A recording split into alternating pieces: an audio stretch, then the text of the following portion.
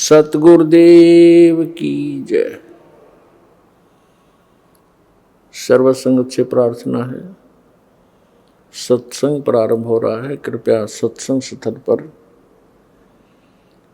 शांतिपूर्वक विराजमान होकर के श्रद्धा से सत्संग सुने। परमेश्वर की प्यारी आत्माओं से पुनर्निवेदन है, सत्संग प्रारंभ हो रहा है। कृपया सत्संग स्थल पर शांतिपूर्वक विराजमान होकर के श्रद्धा से सत्संग सुने। सत सही। संत रामपाल जी महाराज एक ऐसे महान संत जिन्होंने अपनी सतभक्ति, तत्व ज्ञान, करुणा और सेवा के बल पर समाज में नई मिसाल कायम की है। संत रामपाल जी महाराज की अगुवाई में उनके सभी सतलोक आश्रमों से समाज कल्याण के अद्भुत कार्यों ने समाज को सुनहरे भविष्य की एक नई उम्मीद दिखाई है।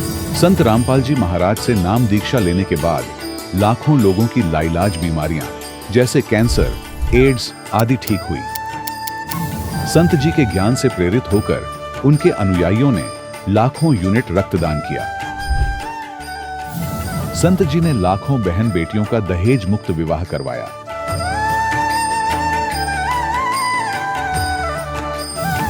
संत जी ने लाखों लोगों का नशा छुड़वाया, करोड़ों उजड़े परिवार बसे। संत जी के आश्रमों में समागम के दौरान निःशुल्क नेत्र चिकित्सा, दंत चिकित्सा प्रदान की जाती है। संत रामपाल जी महाराज द्वारा समय समय पर पर्यावरण संरक्षण के उद्देश्य से बड़े स्तर पर वृक्षारोपण किया जाता है। संत जी ने जरूरतमंदों को तत्काल राहत पहुंचाने के लिए एम्बुलेंस सेवा शुरू की। संत जी अपने अनुयायियों को देहदान के लिए प्रेरित करते हैं, जिससे मानवता की सेवा और चिकित्सा क्षेत्र में सुधार हो सके। संत रामपाल जी महाराज के सभी आश्रमों में हर रोज निःशुल्क भंडारा आयोजित किया जाता है, जहां हर वर्ग, हर जाति और हर धर्म के लोग एक साथ बैठकर भोजन करते हैं।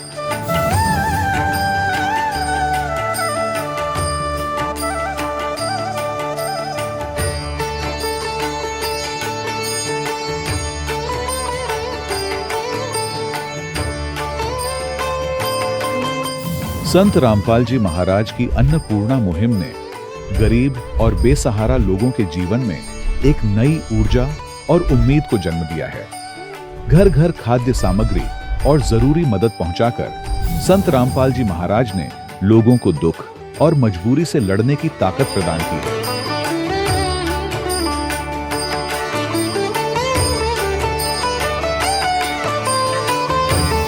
संत रामपाल जी महाराज द्वारा गरीब लोगों के लिए घर बनवाने का अद्भुत कार्य एक ऐसी मिसाल कायम कर रहा है जो सदियों सदियों संत जी की उदारता और दया भावना के तौर पर जाना जाएगा।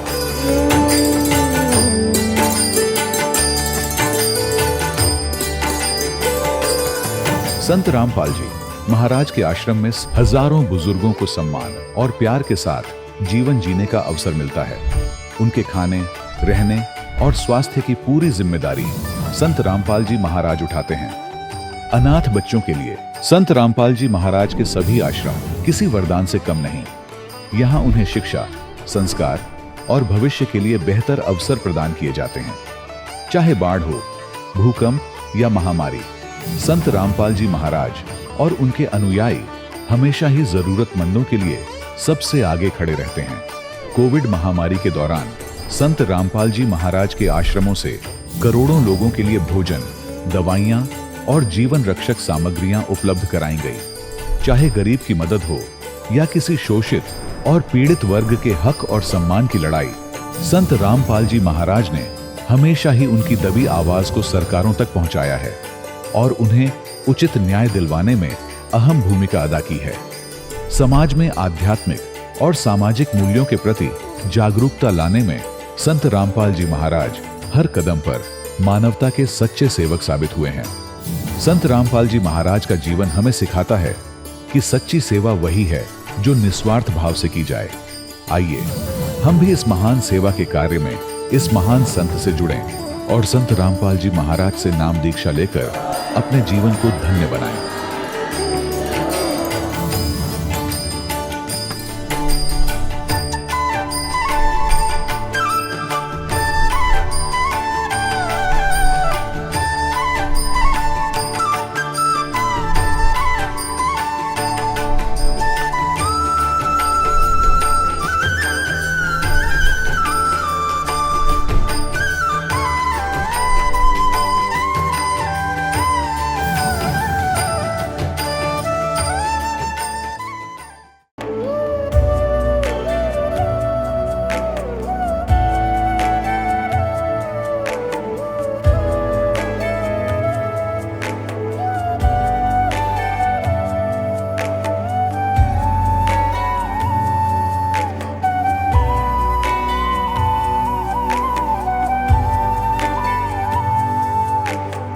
गीता 18 के श्लोक नंबर 62 में भगवान स्वयं कह रहे हैं कि अर्जुन उस परमेश्वर की शरण में जा जिसकी कृपा से परम शांति व शाश्वत स्थान अर्थात सतलोक को प्राप्त होगा। वो परमेश्वर कौन है, कहां है, कैसा है, जानने के लिए कृपया अवश्य सुनिए जगत गुरु तत्वदर्शी संत रामपाल जी महाराज के अमृत वचन। सदियों से, युगों से एक आस्था हमारे रोम रोम में बसी है, मोक्ष की आस्था। वो परम लक्ष्य जिसके लिए इंसान पूरी जिंदगी लगा देता है। इसी मोक्ष की तलाश में वैदिक काल से त्रिदेव ब्रह्मा, विष्णु, शिव और आदिशक्ति दुर्गा को इष्ट मानकर पूजा जाता रहा है। और आज के समय में आज हम उन्हीं के अवतारों जैसे मर्यादा पुरुषोत्तम राम, लीलाधर श्री कृष्ण और संकट मोचन हनुमान की भक्ति में डूबे हैं। इस भक्ति की पराकाष्ठा तो देखिए। श्रद्धालु हजारों किलोमीटर नंगे पांव तीर्थ यात्रा पर निकल पड़ते हैं। कुछ पेट के बल लेटकर दंडवत करते हुए मंदिर पहुंचते हैं। आस्था के नाम पर ऐसे ऐसे कठिन तप किए जाते हैं कि देखकर हैरानी होती है। पर क्या हो अगर आपसे कहा जाए कि जिस मोक्ष की तलाश में हम इन देवी देवताओं की शरण में जाते हैं वे स्वयं जन्म मरण के चक्र में बंधे हैं। क्या हो अगर आपको पता चले कि जिन्हें हम सृष्टि का रचयिता, पालक और संहारक मानते हैं उनके भी माता पिता हैं और उनकी भी एक दिन मृत्यु होती है। यह सुनकर शायद आपको यकीन न हो, एक जोर का झटका लगे। पर यह सवाल आज का नहीं, सदियों पुराना है, जिसके जवाब हमारे ही धार्मिक ग्रंथों के पन्नों में कहीं दबे पड़े हैं। तो सवाल उठता है, और यह सवाल बहुत सीधा है, कि जो प्रभु स्वयं जन्म और मृत्यु के बंधन से मुक्त नहीं, वो हमें मोक्ष का अमर वरदान कैसे दे सकते हैं? क्या यह एक ऐसी त्रासदी नहीं जहां हम एक ऐसी मंजिल की उम्मीद कर रहे हैं जिसका रास्ता बताने वाले खुद उस मंजिल तक नहीं पहुंचे? आज हम किसी की आस्था पर चोट करने नहीं, बल्कि अपने ही धर्म ग्रंथों की गहराइयों में उतरकर उन प्रमाणों को खोजने निकले हैं जो इस पूरे रहस्य से पर्दा उठाते हैं। तो चलिए शुरू करते हैं इस वैचारिक यात्रा को और जानते हैं उन सवालों के जवाब जिन्हें जानने की उत्सुकता शायद हम सभी के मन में कहीं ना कहीं दबी हुई है। सवाल नंबर 1, त्रिदेवों की उत्पत्ति का अनसुना रहस्य। कौन है वो शक्ति जिनसे ब्रह्मा, विष्णु और महेश का जन्म हुआ? पहाड़ों पर विराजने वाली, शेरों की सवारी करने वाली माता शेराओं वाली का पति कौन है? 5 सदग्रंथों से प्रमाणित सटीक, सत्य, तर्कपूर्ण सच्चाई कि ब्रह्मा विष्णु शंकर क्या है, जो आज तक हिंदू धर्म गुरुओं को समझ नहीं आई। आज तक ब्रह्मा विष्णु महेश की कोई उत्पत्ति करने वाला आदमी नहीं था। ऋषि वह ऋषि, चाहे कोई कितना विद्वान पाक रहा था। फिर क्या हुआ, अब थोड़ा सा ये मौखिक बता के फिर आपको शास्त्रों में दिखाऊंगा, तब आपका विश्वास दृढ़ होगा। अब इससे पहले हम आपको परमात्मा कबीर जी द्वारा अपनी ये सारी हमारी सृष्टि रचना सुना रखी है, और ब्रह्मा विष्णु महेश के कौन माता पिता हैं वो थोड़ा सा हिंट दूंगा। उसके बाद फिर आपको दिखाएंगे इन हमारे सदग्रंथों में जिनको हम श्रोधार्य मानते थे, और सत्य ज्ञान युक्त पुराण, वेद, गीता, इनमें आपको रूबरू करेगा ये दास। परमात्मा को हम अशिक्षित मानते थे और ये कहा करते ये क्या जाने धानक दुल्हा, इसने संस्कृत आती नहीं, क्या जाने वेदों और गीता और पुराणों के गूढ़ रहस्यों का। अरे भगवान तो चिट्ठी से लेकर हाथी तक की भाषा जानता है, वो सब प्राणियों की भाषा जानता है। अब ये सिद्ध भी कर देगा दास आपको कि उस परमात्मा ने कैसे रजा बख्शी। अब देखिएगा अपनात्माओं, दास जो वचन बोलेगा ये सोच लेना 100% सच समझ लियो। अब ये जो इंस्ट्रूमेंट प्रोजेक्टर बनवाए हैं परमात्मा की देन है आप पुण्यात्माओं के लिए। पहले ये लोग अपनी अपनी कथा सुनाया करते थे, सदग्रंथों का नाम लिया करते थे, कोरी बकवाद सुनाया करते थे, शास्त्र विरुद्ध ज्ञान देते थे, और हम इसलिए संतुष्ट रहते थे कि ये सभी विद्वान हैं, सदग्रंथों से परिचित हैं और इन्होंने ठीक ठीक सदग्रंथों को समझा होगा। आज पता चलेगा ये किसे विद्वान थे, ये खाकी कक भी पता नहीं था इनको, और उस परम पिता को जिसको धानक दुल्हा एक मजदूर और शूद्र कह के रिजेक्ट कर रखा था लाल को, उन्होंने 600 वर्ष पहले वो ज्ञान सुना रखा है जो वेदों और गीता पुराणों के अंदर विद्वान। तो इससे पहले परमात्मा ने जो 600 वर्ष पहले ज्ञान धर्मदास जी को दिया था वो रूबरू करता हूँ। ये देखिएगा कबीर सागर, ये वो सूक्ष्म वेद है। देखिए 600 वर्ष पूर्व कबीर परमेश्वर द्वारा बताई गई सृष्टि रचना, जिसका प्रमाण आज भी पवित्र कबीर सागर के बोध सागर खंड अध्याय ज्ञान बोध के पृष्ठ 21-22 पर अंकित है। धर्मदास ये जग बोराना, कोई न जाने पद निर्वाणा। परमात्मा धर्मदास जी से कह रहे थे कि धर्मदास, इस मोक्ष मार्ग को से कोई परिचित नहीं है और ना ब्रह्मा विष्णु महेश की सतीथि से परिचित है। ये सारा विश्व भ्रमित है, ये सब यथार्थ ज्ञान से परिचित नहीं है, इसलिए मैं तेरे को ये कथा सुनाई है। देखिएगा, धर्मदास ये जग बोराना, कोई न जाने पद निर्वाण। निर्वाण माने मोक्ष मार्ग, पद माने मार्ग। यही कारण मैं कथा पसारा, जग से कहिए वो राम नियारा। ये गलती से मिसप्रिंट है। यही ज्ञान जग जीव सुनावो, सब जीवों का भरम नसावो। अब मैं तुमसे कहूँ चताई, त्रिदेवन की उत्पत्ति बाई। होय होय, इन तीनों देवताओं का उत्पत्ति बताता हूँ तेरे को, जिनको तुम अजर अमर माना करते थे। इनके कोई माता पिता नहीं, ये सर्वेश्वर हैं, ये अजर अमर हैं। अब तुम्हें सुनाता हूँ इन तीनों देवताओं की उत्पत्ति। अब मैं तुमसे कहूँ चिताई, त्रिदेवन की उत्पत्ति भाई। कुछ संक्षेप कहूँ गहुराई, सब संशय तुमरे मिट जाई। भरम गए जग वेद पुराना, आदि राम का वेद न जाना। राम राम सब जगत बखाने, आदि राम कोई बिरला जाने। आदि राम माने सनातन परमात्मा, यह इन्होंने नाम लिखा है, ये मिसप्रिंट है। तो राम राम सभी कहते हैं, लेकिन उस आदि राम को, उस सनातन परमात्मा को कोई नहीं जानता। देखिए ज्ञान, अब मैं जो कथा सुनाने जा रहा हूँ, ज्ञानी सुने तो हृदय लगाई, मूर्ख सुने तो गम ना पाई। विद्वान पुरुष सब प्रमाणों को देखेंगे, तुरंत स्वीकार कर लेंगे, और जो मूर्ख होंगे या कोई जानबूझ के ईर्षावश नहीं स्वीकार करेंगे, तो उनकी बात यहाँ नहीं है। जो बुद्धिमान होंगे इस ज्ञान को तुरंत हृदय से लगाएंगे। अको हो सारे प्रमाण। और परमात्मा कहते हैं, जानबूझ साची तजय और करे झूठ तैने, और ताकि संगत है प्रभु सपने में भी ना दे। ऐसा दुष्ट सामने प्रमाण देख के और फिर नखरे करता है, तो जानबूझ साची तजय और करे झूठ तैने, तो ताकि संगत है प्रभु कहते सपने भी में ना दे। ऐसा दुष्ट कभी कहते कभी ना मिलाइयो इसे व्यक्ति ने। सामने प्रमाण है और फिर नहीं मान रहा है। तो यहाँ परमात्मा कहते हैं, ज्ञानी सुने सो हृदय लगाई, मूर्ख सुने तो गम ना पाई। अब क्या बताने जा रहे हैं? माँ अष्टंगी पिता निरंजन, माँ अष्टंगी पिता निरंजन, ये जम दारुण वंशन अंजन। पहले कीन निरंजन राई, पीछे से माया उपजाई। कहते हैं पहले उस ज्योत निरंजन की उत्पत्ति की थी अंडे से, और पीछे से दुर्गा बनाई थी, उत्पत्ति की थी। पहले कीन निरंजन राई, पीछे से माया उपजाई। माया रूप देख अति शोभा, देव निरंजन तन मन लोभा। दुर्गा के उस स्वरूप के ऊपर आसक्त होकर इस काल ने यह गलती की।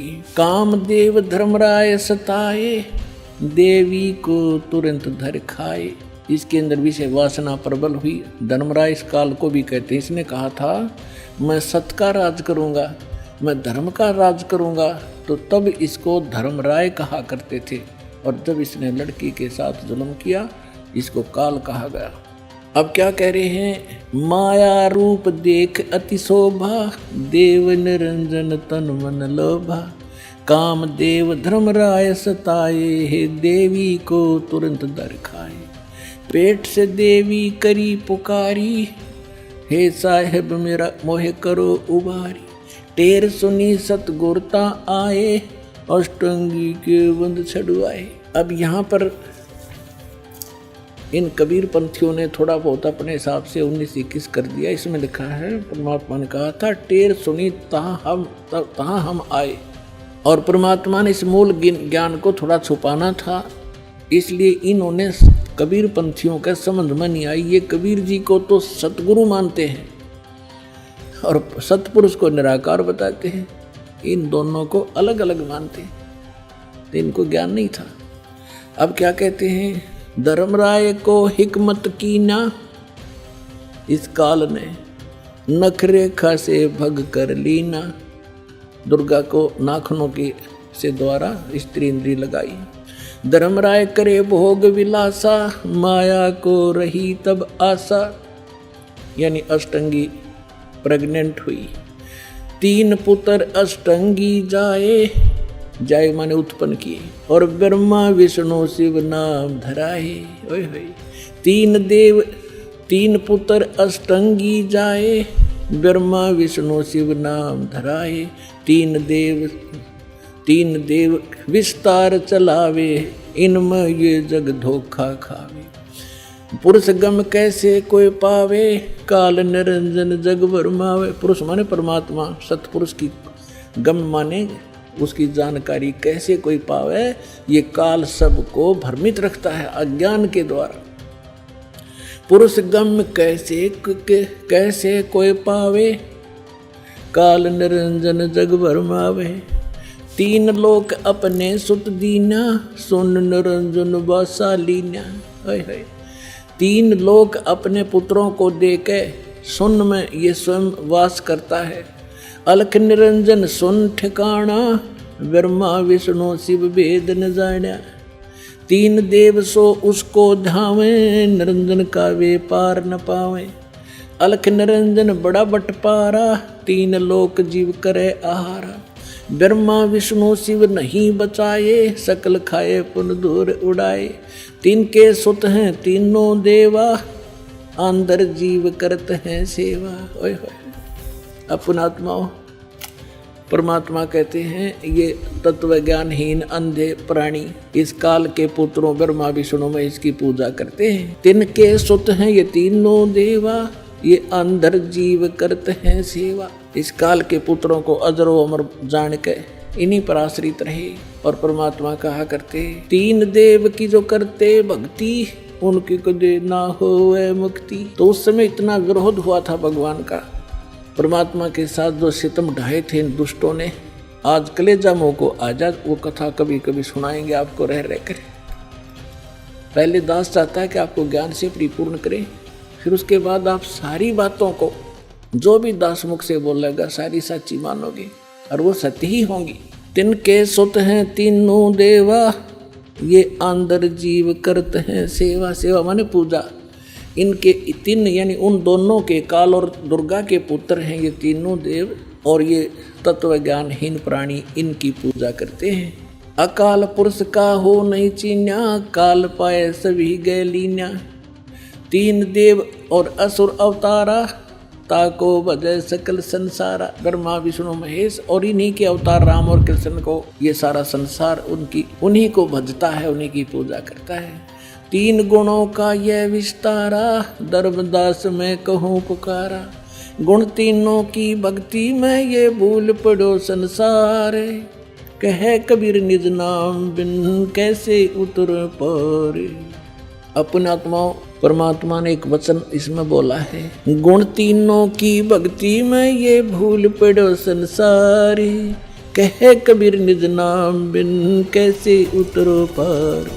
दर्शकों, अभी आपने कबीर परमेश्वर द्वारा बताई गई सृष्टि रचना के विषय में कबीर सागर में देखा व सुना कि ज्योति निरंजन काल और दुर्गा के संयोग से ब्रह्मा विष्णु शिव की उत्पत्ति हुई, यानी ब्रह्मा विष्णु शिव के माता पिता दुर्गा और काल हैं। दर्शकों, इसमें कबीर जी ने कहा है कि गुण तीनों की भक्ति में भूल पड़ो संसार, कहें कबीर निज नाम बिन कैसे उतरो पार। तो चलिए आपको ब्रह्मा विष्णु शिव के जन्म के अन्य प्रमाण दिखाने से पहले इन 3 गुणों के बारे में बताते हैं, जिससे आपको सद्ग्रंथों को समझना आसान हो जाएगा। देखिए, ये 3 गुण क्या है।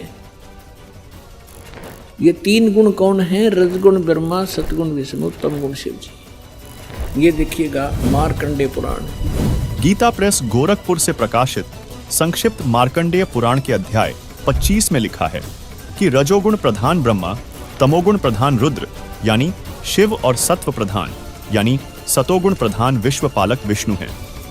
ये ही 3 देवता हैं और ये ही 3 गुण हैं। और थोड़ा सा पक्का कर दूं, ये देखिएगा, ये है श्रीमद् देवी भागवत। देखिए खेमराज श्री कृष्ण दास प्रकाशन, बंबई से प्रकाशित श्रीमद् देवी भागवत भाग 1 के 3 स्कंध के अध्याय 5 श्लोक 8 में भगवान शंकर बोले, हे मात, यदि हमारे ऊपर आप दयायुक्त हो तो मुझे तमोगुण क्यों बनाया?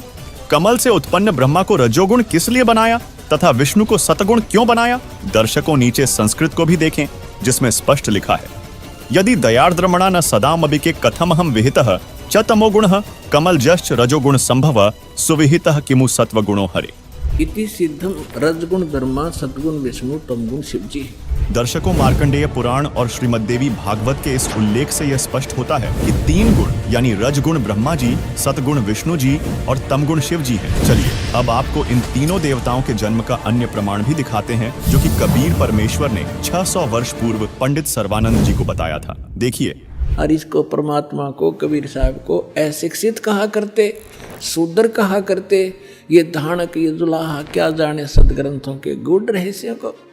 और परमात्मा ने वो अमृत वचन बोल रखे हैं, इतने गूढ़ शब्द बोल रखे हैं, ये नकली नहीं समझ सके उस परमात्मा के गूढ़ रहस्यों को। और परमात्मा सारे गूढ़ रहस्यों से परिचित थे। सर्वानंद ने कहा कि कबीर बोल क्या प्रश्न करेगा। परमेश्वर ने कहा कि कौन ब्रह्मा का पिता है, कौन विष्णु की माँ, शंकर का दादा कौन है, पंडित जी दियो बता। ब्रह्मा विष्णु महेश के माता पिता कौन है, इनका दादा कौन है। अब सर्वानंद की बुद्धि तो वहीं टिकी हुई थी, ये सर्वेश्वर है, महेश्वर है, इनके कोई माता पिता नहीं है। आप ऐसी कह रहे हो, इनके कोई माता पिता नहीं। अब परमेश्वर ने कहा कि आप देवी भागवत 3 स्कंद निकालो। देखिएगा श्री देवी भागवत यानी देवी पुराण, सचित्र मोटा टाइप। श्रीमद् देवी भागवत के 3 स्कंद अध्याय 4 से 5 को, जिसमें श्री विष्णु जी देवी दुर्गा की स्तुति करते हुए कहते हैं, तुम शुद्ध स्वरूपा हो, यह सारा संसार तुम्ही से उद्भासित हो रहा है। मैं विष्णु, ब्रह्मा और शंकर, हम सभी तुम्हारी कृपा से ही विद्यमान हैं। हमारा आविर्भाव अर्थात जन्म और तिरोभाव अर्थात मृत्यु हुआ करता है, अर्थात हम तीनों देव नाशवान हैं। केवल तुम ही नित्य हो, जगत जननी हो, प्रकृति देवी हो। दर्शकों, यहाँ प्रकृति शब्द याद रखिएगा, क्योंकि दुर्गा जी को ही प्रकृति कहा जाता है। जब हम आपको श्रीमद् भगवद गीता अध्याय 14 श्लोक 3, 4, 5 से ब्रह्मा, विष्णु, शिव की उत्पत्ति के विषय में बताएंगे, तो यह प्रकृति शब्द काम में आएगा। दर्शकों, श्रीमद् देवी भागवत के इसी लेख में आगे भगवान शंकर बोले, देवी, यदि महाभाग विष्णु तुम्ही से प्रकट हुए हैं, तो उनके बाद उत्पन्न होने वाले ब्रह्मा भी तुम्हारे ही बालक हुए। फिर मैं तमोगुणी लीला करने वाला शंकर क्या तुम्हारी संतान नहीं हुआ? अर्थात मुझे भी उत्पन्न करने वाली तुम ही हो। शिवे, संपूर्ण संसार की सृष्टि करने में तुम बड़ी चतुर हो। इस संसार की सृष्टि, स्थिति और संहार में तुम्हारे गुण सदा समर्थ हैं। उन्हीं तीनों गुणों से उत्पन्न हम ब्रह्मा, विष्णु एवं शंकर नियमानुसार कार्य में तत्पर रहते हैं। अब पंडित जी तो साथ ले रहा था, सारे पोथे निकाल कर देख लिया, पढ़ भी लिया। उसको मालूम था कि सामने जो श्रोता है ये सब अशिक्षित, और कह दिया कि झूठ बोलता है, इसमें कुछ नहीं है। परमेश्वर ने कहा कि रुद्र संहिता के अंदर देखिएगा, ब्रह्मा, विष्णु और शिव जी की उत्पत्ति दिखाते हैं आपको, आप देखिएगा। तो उसने देखा जो मालिक ने बताया। अब आप देखिए पुण्यात्मा, तो अभी तक ये सारा वर्बली बकवाद चल रही थी। अब दास ने जब इस मिशन को स्टार्ट किया तो आम भक्त हमारे भक्तों से कहता था, वो कैसा टीचर है, पुस्तक पढ़ पढ़ के सुनाता है, अपना अनुभव बताना चाहिए। सदग्रंथों से अलग जो अनुभव अपना बताता है वो शास्त्र विरुद्ध है, वो बिल्कुल यूजलेस है। ये हमारा सिलेबस है। हम सिलेबस तो बाद में देखा दास को ने, तो उस मूल ज्ञान से जो परमात्मा का ज्ञान था उसके आधार से भक्ति शुरू की थी। इन सदग्रंथों को बाद में देखा है, ये यूं का यूं मिला। तो आपको दृढ़ करने के लिए और आपको सच्चाई से परिचित कराने के लिए ये सदगुण दिखा रहा हूं, मुझे नहीं जरूरत थी इनकी। जैसे एक अंधा था, अंधेरे में लालटेन लिए जा रहा था, आगे से बच्चे आ रहे थे उछल कूद करते हुए।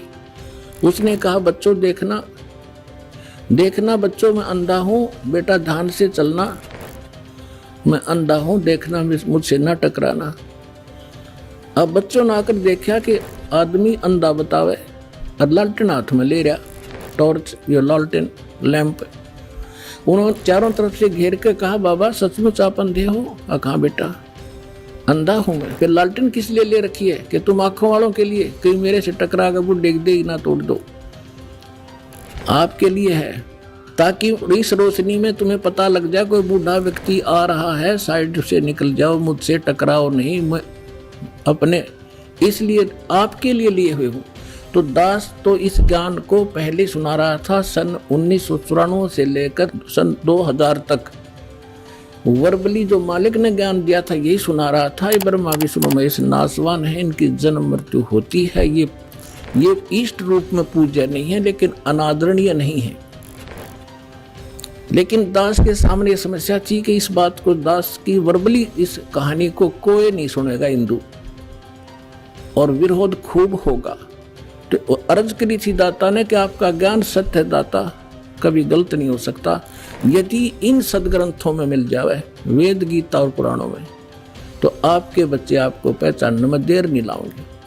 ऐसी प्रेरणा की परमात्मा ने 2001 में गीता उठा के देखी, जो का तू ज्ञान पाया। क्योंकि परमात्मा ने कहा था अपनी वाणी में कि वेद मेरा भेद है, मैं ना मिलूं वेदन के माही, पर जौन वेद से मैं मिलूं वो वेद जानते रहे।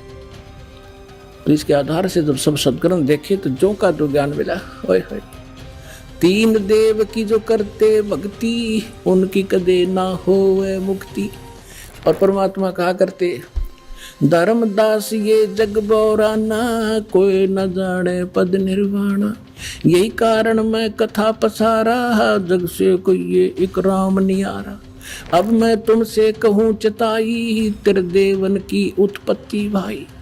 माँ अष्टंगी पिता निरंजन, ये जमदारुण वंशन अंजन। तीन पुत्र अष्टंगी जाए, ब्रह्मा विष्णु शिव नाम धराए। 600 वर्ष पहले भगवान उस सूक्ष्म वेद में ये अमृत ज्ञान बता गए थे, लेकिन उस समय इतना विरोध किया था इन नकली संतों मंडलेश्वरों ने। परमात्मा के साथ कहर तो ले थे, वो सारी लीला धीरे धीरे सुनाएंगे आपको। आज वही ज्ञान हमारे पुराण बता रहे हैं कि ब्रह्मा विष्णु महेश के माता पिता हैं, दुर्गा इनकी माता है, ये ज्योत स्वरूपी निरंजन ये काल इनका पिता है। और ये भगवान 600 वर्ष पहले बताया करते, क्योंकि वो तो दादा है इनके। दादा तो बाप की भी डेट ऑफ बर्थ बता और पोत्या की भी बता दे, तो पहले बता कर जा रहे थे।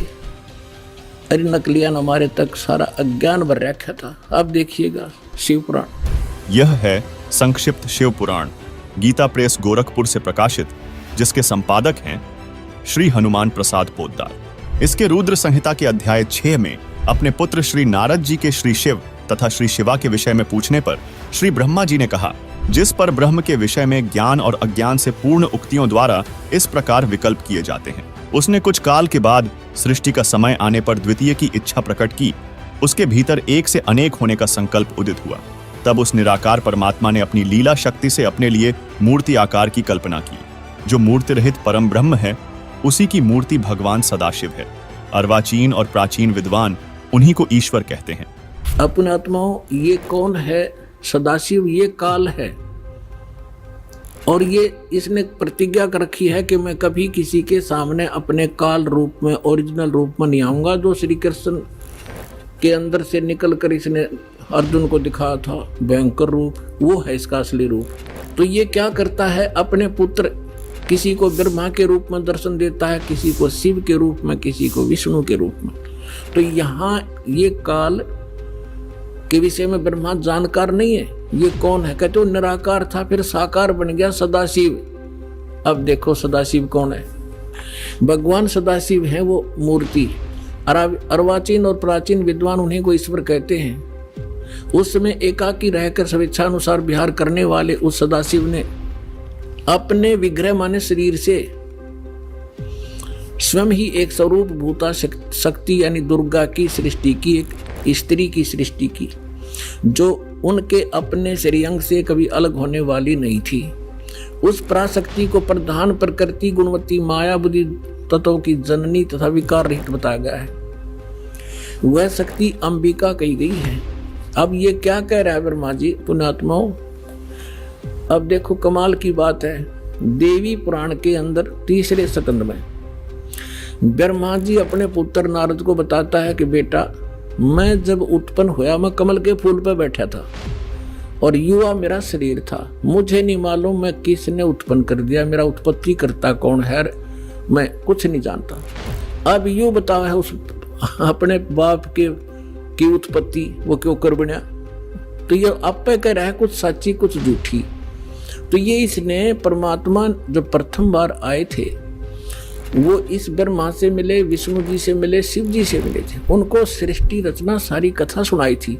इन्होंने एक बार तो स्वीकार किया था, फिर काल प्रेरणा से माल्य के ज्ञान को रिजेक्ट कर दिया था। अब वो सुना हुआ ज्ञान यहाँ कुछ अटकलबाजी कर रहा है। ये परमात्मा ने तो ये बता रखा है कि इस काल ने दुर्गा को खा लिया था, बुरी नीयत है, वो उसके पेट में चली गई थी, फिर वो परमेश्वर ने आकर निकाली थी, तब ये दोनों पति पत्नी रूप में रहने लगे थे।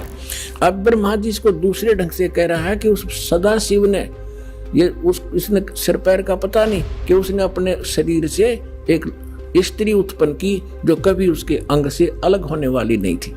अब ये देखिए, उस समय एकाकी रहकर स्वेच्छानुसार विहार करने वाले सदाशिव ने अपने विग्रह से स्वयं ही एक स्वरूप भूता शक्ति की सृष्टि की, जो उनके अपने श्रेयंग से कभी अलग होने वाली नहीं थी। वो कौन है? उस पराशक्ति को प्रधान भी कहते हैं। ये प्रधान शब्द राखियो याद, प्रकृति भी याद रखना। ये प्रधान और प्रकृति शब्द आपके श्रीमद् भगवद गीता के अंदर दास सिद्ध करेगा कि दुर्गा और काल के संयोग से ब्रह्मा विष्णु महेश की उत्पत्ति हुई। वहां ये प्रधान और प्रकृति शब्द है। तो ये समझना कौन है ये प्रधान? ये कह रहे हैं उसी को प्रधान प्रकृति गुणवती माया बुद्धि दोनों तत्वों की जननी तथा विकार रहित बताया। तो वह शक्ति अंबिका कही गई है। उसी को प्रकृति सर्वेश्वरी और त्रिदेव जननी, ओह ब्रह्मा विष्णु महेश की माता, उनको उत्पन्न करने वाली नित्य और मूल कारण भी कहते हैं। सदाशिव द्वारा प्रकट की गई यानी उसके शरीर से निकली हुई उस शक्ति के 8 भुजाएं हैं। अष्टंगी 3 पुत्र अष्टंगी जाए, ब्रह्मा विष्णु शिव नाम धराए। 600 वर्ष पहले मालिक बता गए थे। आज हमारे ये पवित्र सदग्रंथ उसको सेकंड कर रहे हैं, समर्थन कर रहे हैं भगवान की वाणी का। और जिनको संस्कृत भी नहीं आवती है ब्राह्मण कहा करते, और गुरु जी हमारे क्या जाने दानक जुला, वो समृद्ध थे, सब वो प्रत्येक चींटी तक की भाषा जानते, सब पशु पक्षियों की भाषा जानते हैं, और इन्होंने उसको रिजेक्ट करके डाल रखा था लाल को। अब संभालो पुण्यात्माओं, आपका कल्याण हो जाएगा।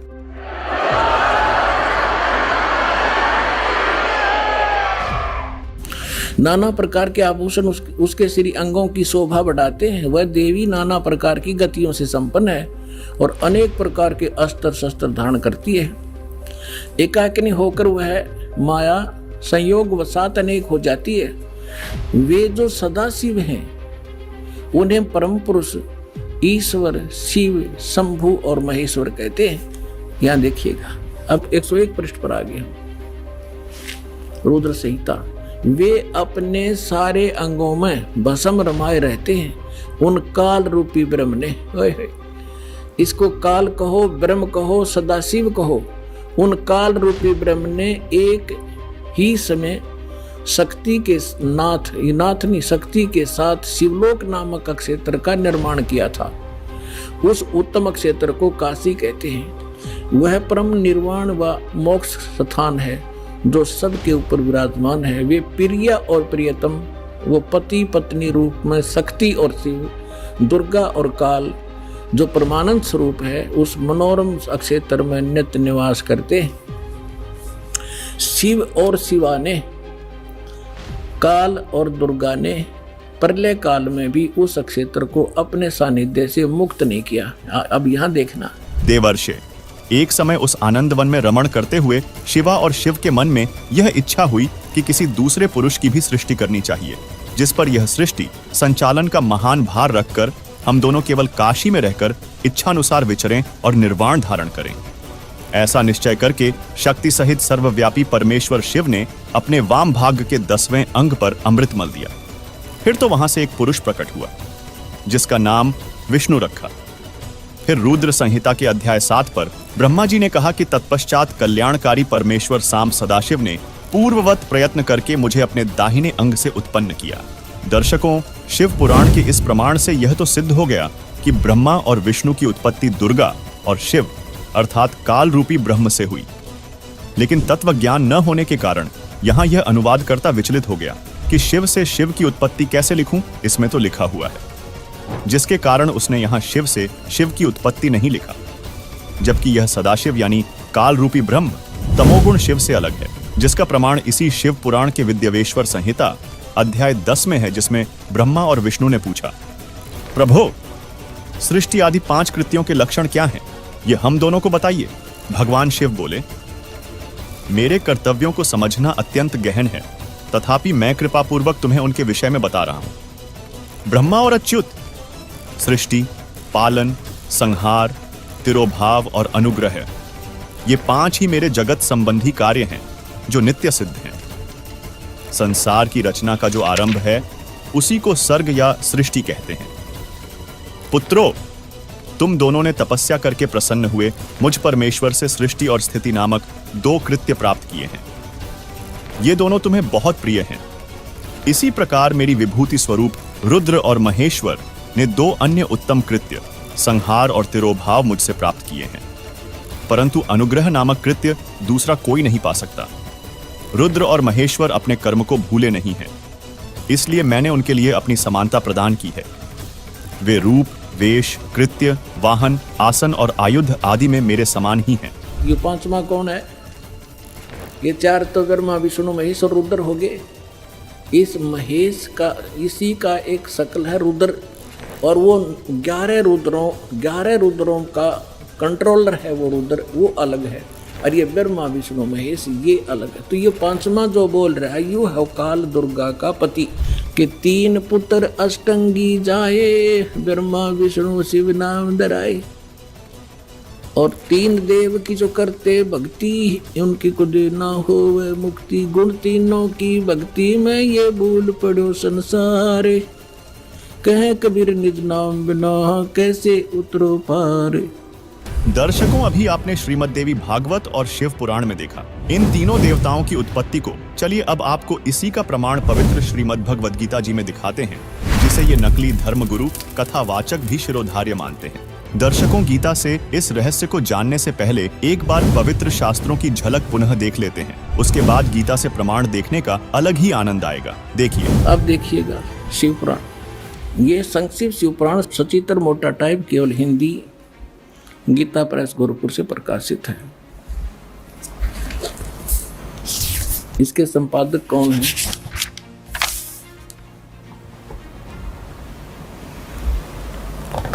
हनुमान प्रसाद पोदार,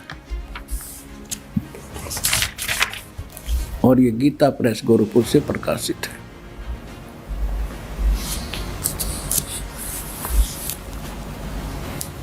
ये देखिएगा, ये है रुद्र संहिता, और यहाँ अध्याय नंबर 5 हम यहाँ पर पढ़ेंगे थोड़ा सा। अपने पुत्र नारद की यह बात सुनकर लोक पितामह ब्रह्मा वहाँ इस प्रकार बोले। भगवान सदाशिव हैं वो मूर्ति, अर्वाचीन और प्राचीन विद्वान उन्हीं को ईश्वर कहते हैं। उस समय एकाकी रहकर स्वेच्छानुसार विहार करने वाले उस सदाशिव ने अपने विग्रह माने शरीर से स्वयं ही एक स्वरूप भूता शक्ति यानी दुर्गा की सृष्टि की, एक स्त्री की सृष्टि की, जो उनके अपने श्रेयंग से कभी अलग होने वाली नहीं थी। उस पराशक्ति को प्रधान प्रकृति गुणवती माया बुद्धि तत्वों की जननी तथा विकार रहित बताया गया है। वह शक्ति अंबिका कही गई है। अब ये देखिए, उसमें एकाकी रहकर स्वेच्छानुसार विहार करने वाले सदाशिव ने अपने विग्रह से स्वयं ही एक स्वरूप भूता शक्ति की सृष्टि की, जो उनके अपने श्रेयंग से कभी अलग होने वाली नहीं थी। वो कौन है? उस पराशक्ति को प्रधान भी कहते हैं। ये प्रधान शब्द राखियो याद, प्रकृति भी याद रखना। ये प्रधान और प्रकृति शब्द आपके श्रीमद् भगवद गीता के अंदर दास सिद्ध करेगा कि दुर्गा और काल के संयोग से ब्रह्मा विष्णु महेश की उत्पत्ति हुई। वहाँ ये प्रधान और प्रकृति शब्द है। तो ये समझना कौन है ये प्रधान। ये कह रहे हैं उसी को प्रधान, प्रकृति गुणवती माया बुद्धि जनों तत्व की जननी तथा विकार रहित बताया। वह शक्ति अंबिका कही गई है। उसी को प्रकृति सर्वेश्वरी और त्रिदेव जननी, ओह, ब्रह्मा विष्णु महेश की माता, उनको उत्पन्न करने वाली नित्य और मूल कारण भी कहते हैं। सदाशिव द्वारा प्रकट की गई, यानी उसके शरीर से निकली हुई उस शक्ति के 8 भुजाएं हैं। अष्टंगी, 3 पुत्र अष्टंगी जाए, ब्रह्मा विष्णु शिव नाम धराए। 600 वर्ष पहले मालिक बता गए थे। आज हमारे ये पवित्र सदग्रंथ उसको सेकंड कर रहे हैं, समर्थन कर रहे हैं भगवान की वाणी का। और जिनको संस्कृत भी नहीं आवती, ब्राह्मण कहा करते और गुरु जी हमारे क्या जाने दाने दुला, वो समर्थ थे। सब वो प्रत्येक चींटी तक की भाषा जानते, सब पशु पक्षियों की भाषा जानते हैं। और इन्होंने उसको रिजेक्ट करके डाल रखा था लाल को। अब संभालो पुण्यात्माओं, आपका कल्याण हो जाएगा। दर्शकों, ब्रह्मा विष्णु महेश यानी रजगुण सतगुण तमगुण के विषय में इन पवित्र ग्रंथों से एक झलक देखी। अब देखते हैं श्रीमद् भगवत गीता से तीनों देवों की उत्पत्ति का प्रमाण। अब आपको श्रीमद् भगवत गीता से प्रमाणित करते हैं ब्रह्मा विष्णु महेश की उत्पत्ति। ये श्रीमद् भगवत गीता और गीता प्रेस गोरखपुर से प्रकाशित है। जयदयाल गोविंद इसके अनुवादक हैं। ये अध्याय नंबर 14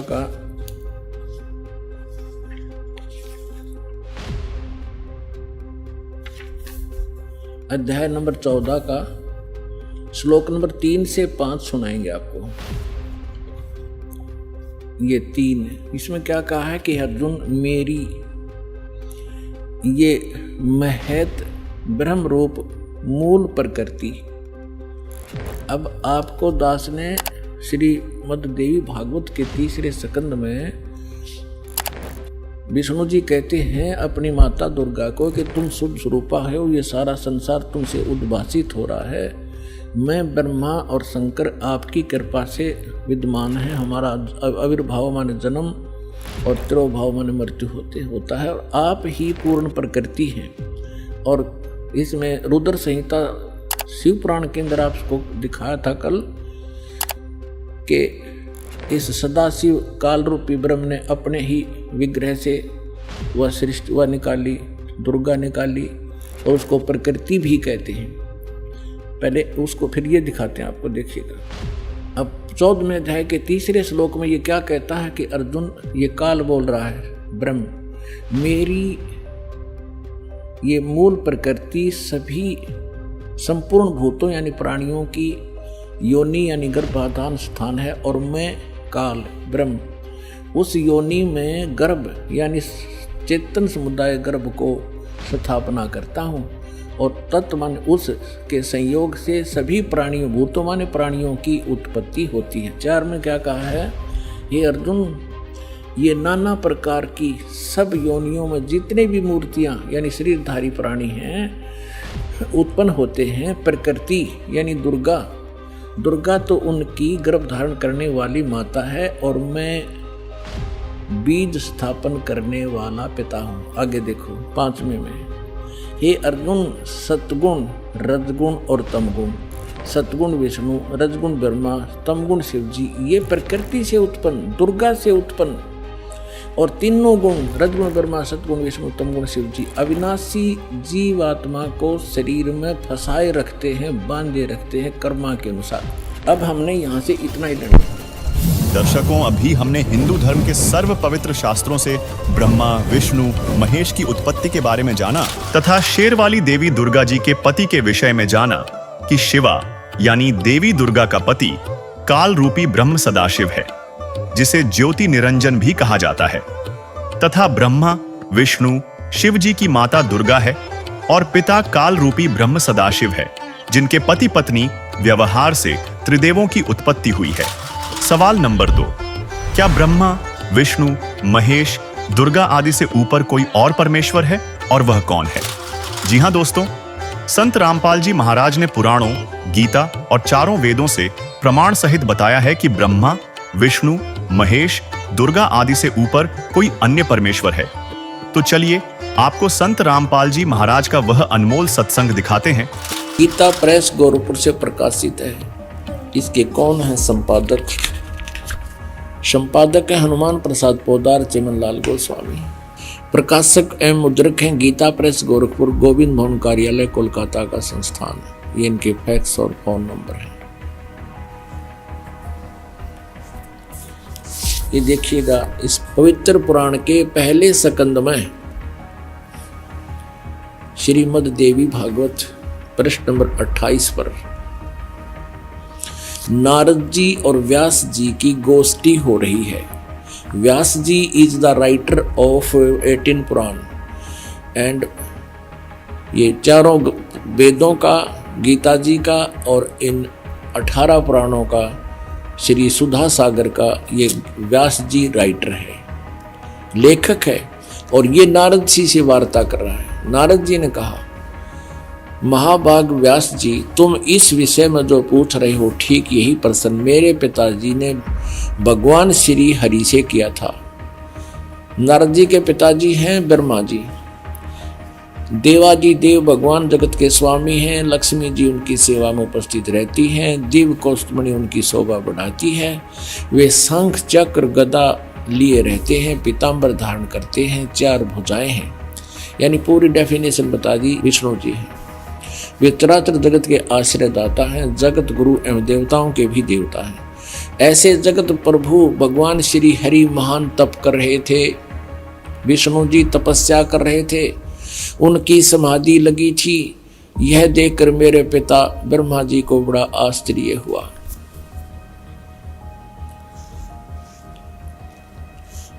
अतः उन्होंने उनसे यानी ब्रह्मा जी ने विष्णु जी से जानने की इच्छा प्रकट की। ब्रह्मा जी ने पूछा, प्रभु आप देवताओं के अध्यक्ष, जगत के स्वामी और भूत भविष्य एवं वर्तमान सभी जीवों के एकमात्र शासक हैं। भगवान फिर आप क्यों तपस्या कर रहे हैं और आप किस देवता की आराधना में ध्यान मग्न हैं? मुझे असीम आश्चर्य तो ये हो रहा कि आप देवेश्वर यानी सब देवों के मालिक, सब भगवानों के भगवान, ब्रह्मा जी विष्णु को कह रहा भगवानों के भगवान एवं सारे संसार के शासक होते हुए भी समाधि लगाए बैठे हैं। अब विष्णु जी ने क्या उत्तर दिया? ब्रह्मा जी के विनीत वचन सुनकर भगवान श्री हरि बोले, ये वचन बोले। श्री हरि उनसे कहने लगे, ब्राह्मण सावधान होकर सुनो, मैं अपने मन का विचार व्यक्त करता हूँ। देवता, दानव, मानव सब यही जानते हैं कि तुम सृष्टि करते हो, मैं पालन करता हूँ और शंकर संहार किया करते हैं। किंतु फिर भी वेद के पारगामी पुरुष अपनी युक्ति से यह सिद्ध करते हैं कि रचने, पालने और संहार करने की यह योग्यता जो हमें मिली है, इसकी अधिष्ठात्री शक्ति देवी है। वे कहते हैं कि संसार की सृष्टि करने के लिए तुम में राजसी शक्ति का संचार हुआ है। इसी ये भी सिद्ध हो रहा है कि रजगुण ब्रह्मा, सतगुण विष्णु, तमगुण शिव जी है। मुझे सात्विक शक्ति मिली है और रुद्र में तामसी शक्ति का आविर्भाव हुआ है। सुवर्त प्रत्यक्ष और परोक्ष दोनों उदाहरण मैं तुम्हारे सामने रखता हूं, सुनो। यह निश्चित बात है कि उस शक्ति के अधीन होकर ही मैं यानी विष्णु शेष नाग की सैया पर सोता हूँ। सृष्टि करने का अवसर आते ही जाग जाता हूँ। मैं सदा तप करने में लगा रहता हूँ और उस शक्ति के शासन से मैं कभी मुक्त नहीं रह सकता। कभी अवसर मिला तो लक्ष्मी के साथ सुखपूर्वक समय बिताने का सौभाग्य प्राप्त होता है। मैं कभी तो दानों के साथ युद्ध करता हूँ। अखिल जगत को यानी सारे जगत को भय पहुंचाने वाले दैत्यों के विकराल शरीरों को शांत करना मेरा परम कर्तव्य हो जाता है। ये भी सिद्ध हो रहा है। परमात्मा कहते कबीर जी, तन दर सुखिया कोई ना देखा, जो देखा सो दुखिया हो। और ब्रह्मा विष्णु महेश्वर दुखिया, जिन ये राह चलाई हो। ये कहता मैं सदा तप करने में लगा रहता हूँ और शक्ति के शासन से कभी मुक्त नहीं रह सकता। कभी अवसर मिला तो लक्ष्मी के साथ थोड़ा सा सुखपूर्वक समय व्यतीत करता हूँ और फिर राक्षसों के साथ लट्ठम लट्ठा रहता हूँ, दानों के साथ युद्ध करता रहता हूँ। इनको सुख नाम की चीज नहीं। आप स्वीकार कर रहे हैं भगवान। और अब देखो विष्णु जी कह रहे हैं मुझे सब प्रकार से शक्ति के अधीन होकर रहना पड़ता है, मैं पराधीन हूँ। और उन्हीं भगवती यानी दुर्गा शक्ति को का मैं निरंतर ध्यान किया करता हूँ, उसी की पूजा करता हूँ। ब्रह्मा जी मेरी जानकारी में, मेरे स्पिरिचुअल नॉलेज में इस भगवती शक्ति से बढ़कर दूसरे कोई देवता नहीं। अब आ लिया अंत विष्णु जी के आध्यात्मिक ज्ञान का। नो कह दुर्गा तो ऊपर कोई भगवान को ना, जितनी मन जानकारी है। अपने आत्माओं यदि ये दास ये शब्द कह के छोड़ देता कि ब्रह्मा विष्णु महेश दुर्गा आदि और इन ऋषियों महर्षियों को आध्यात्मिक ज्ञान नहीं था, तो पहली बार जो प्राणी सुने वो उठ कर चला जाने के तो नरी बकवाद करे है। और अब ये प्रमाण देख करके वो पुण्यात्मा जो एक आध आए होंगे, नए भक्त भी बहुत आते हैं। इसलिए दास का उद्देश्य होता है कि पहली कक्षा से लेकर और पीएचडी तक का ज्ञान इसी सामूहिक शिक्षा स्थल यानी सत्संग के माध्यम से देऊं, ताकि ये ज्ञान यज्ञ का लाभ सभी प्राणियों को होए। तो यहाँ ये स्पष्ट हो गया कि विष्णु जी को ज्ञान नहीं, ब्रह्मा पर ज्ञान नहीं, विष्णु तो पूछे, नारद ने ज्ञान नहीं और व्यास जी को ज्ञान नहीं। दर्शकों, संत रामपाल जी महाराज ने अपने सत्संग प्रवचनों में बड़े ही सटीक प्रमाणों के साथ ये सिद्ध कर दिया कि भगवान कृष्ण जी उर्फ विष्णु जी खुद ब्रह्मा जी से वार्ता के दौरान ये स्वीकार कर रहे हैं कि हे ब्रह्मा जी, मुझे तो सब प्रकार से देवी दुर्गा के अधीन रहना पड़ता है। मेरी जानकारी में देवी दुर्गा से ऊपर कोई भगवान नहीं है। इससे सिद्ध होता है कि भगवान विष्णु जी उर्फ कृष्ण जी पूर्ण परमात्मा नहीं है। तो अब सवाल ये है कि क्या देवी दुर्गा जी सर्व सृष्टि की रचनाहार है? क्या देवी दुर्गा जी ही पूर्ण परमात्मा है? क्या देवी दुर्गा से ऊपर कोई भगवान नहीं है? आइए इन सब सवालों के जवाब संत रामपाल जी महाराज से जानते हैं। और आगे देखिए तो दुर्गा क्या कहती है। विष्णु जी तो कहते मैं दुर्गा से ऊपर कोई भगवान ना मानता, ना मुझे पता। और अब दुर्गा क्या कहती है, दुर्गा जी क्या कहती है देखिएगा 7वें स्कंद में 562 पृष्ठ पर 7वां स्कंद, वही श्रीमद् देवी भागवत, ये वही पुराण है। अब यहाँ देखिएगा 7वां स्कंद और 562 पृष्ठ। देवी जो है दुर्गा हिमालय राजा को ज्ञान दे रही है। देवी द्वारा हिमालय को ज्ञानोपदेश ब्रह्म स्वरूप का वर्णन यानी ब्रह्म के बारे में जानकारी दे रही है। श्री देवी कहने लगी पर्वतराज, ये पहले तो अपने बारे में बताती है, फिर अब अपनी को भी रिजेक्ट करती है। कहती है उस ब्रह्म का क्या स्वरूप है यह बतलाया जाता है, जो प्रकाश रूप सबके अत्यंत समीप में स्थित हृदय रूप गुहा में सतीत होने के कारण गुहाचर नाम से प्रसिद्ध और महान पद अर्थात परम प्राप्य है। वह समस्त प्रजा के ज्ञान से परे है, अर्थात किसी की बुद्धि में आने वाला नहीं है, यह तुम जानो। जो परम प्रकाश रूप है, जो सूक्ष्म से भी अत्यंत सूक्ष्म है, जिसमें संपूर्ण लोक और उन लोकों में निवास करने वाले प्राणी स्थित हैं, वही यह अक्षर ब्रह्म। अब देखना, वही सबके प्राण है, वही सबकी वाणी है और वही सबके मन है।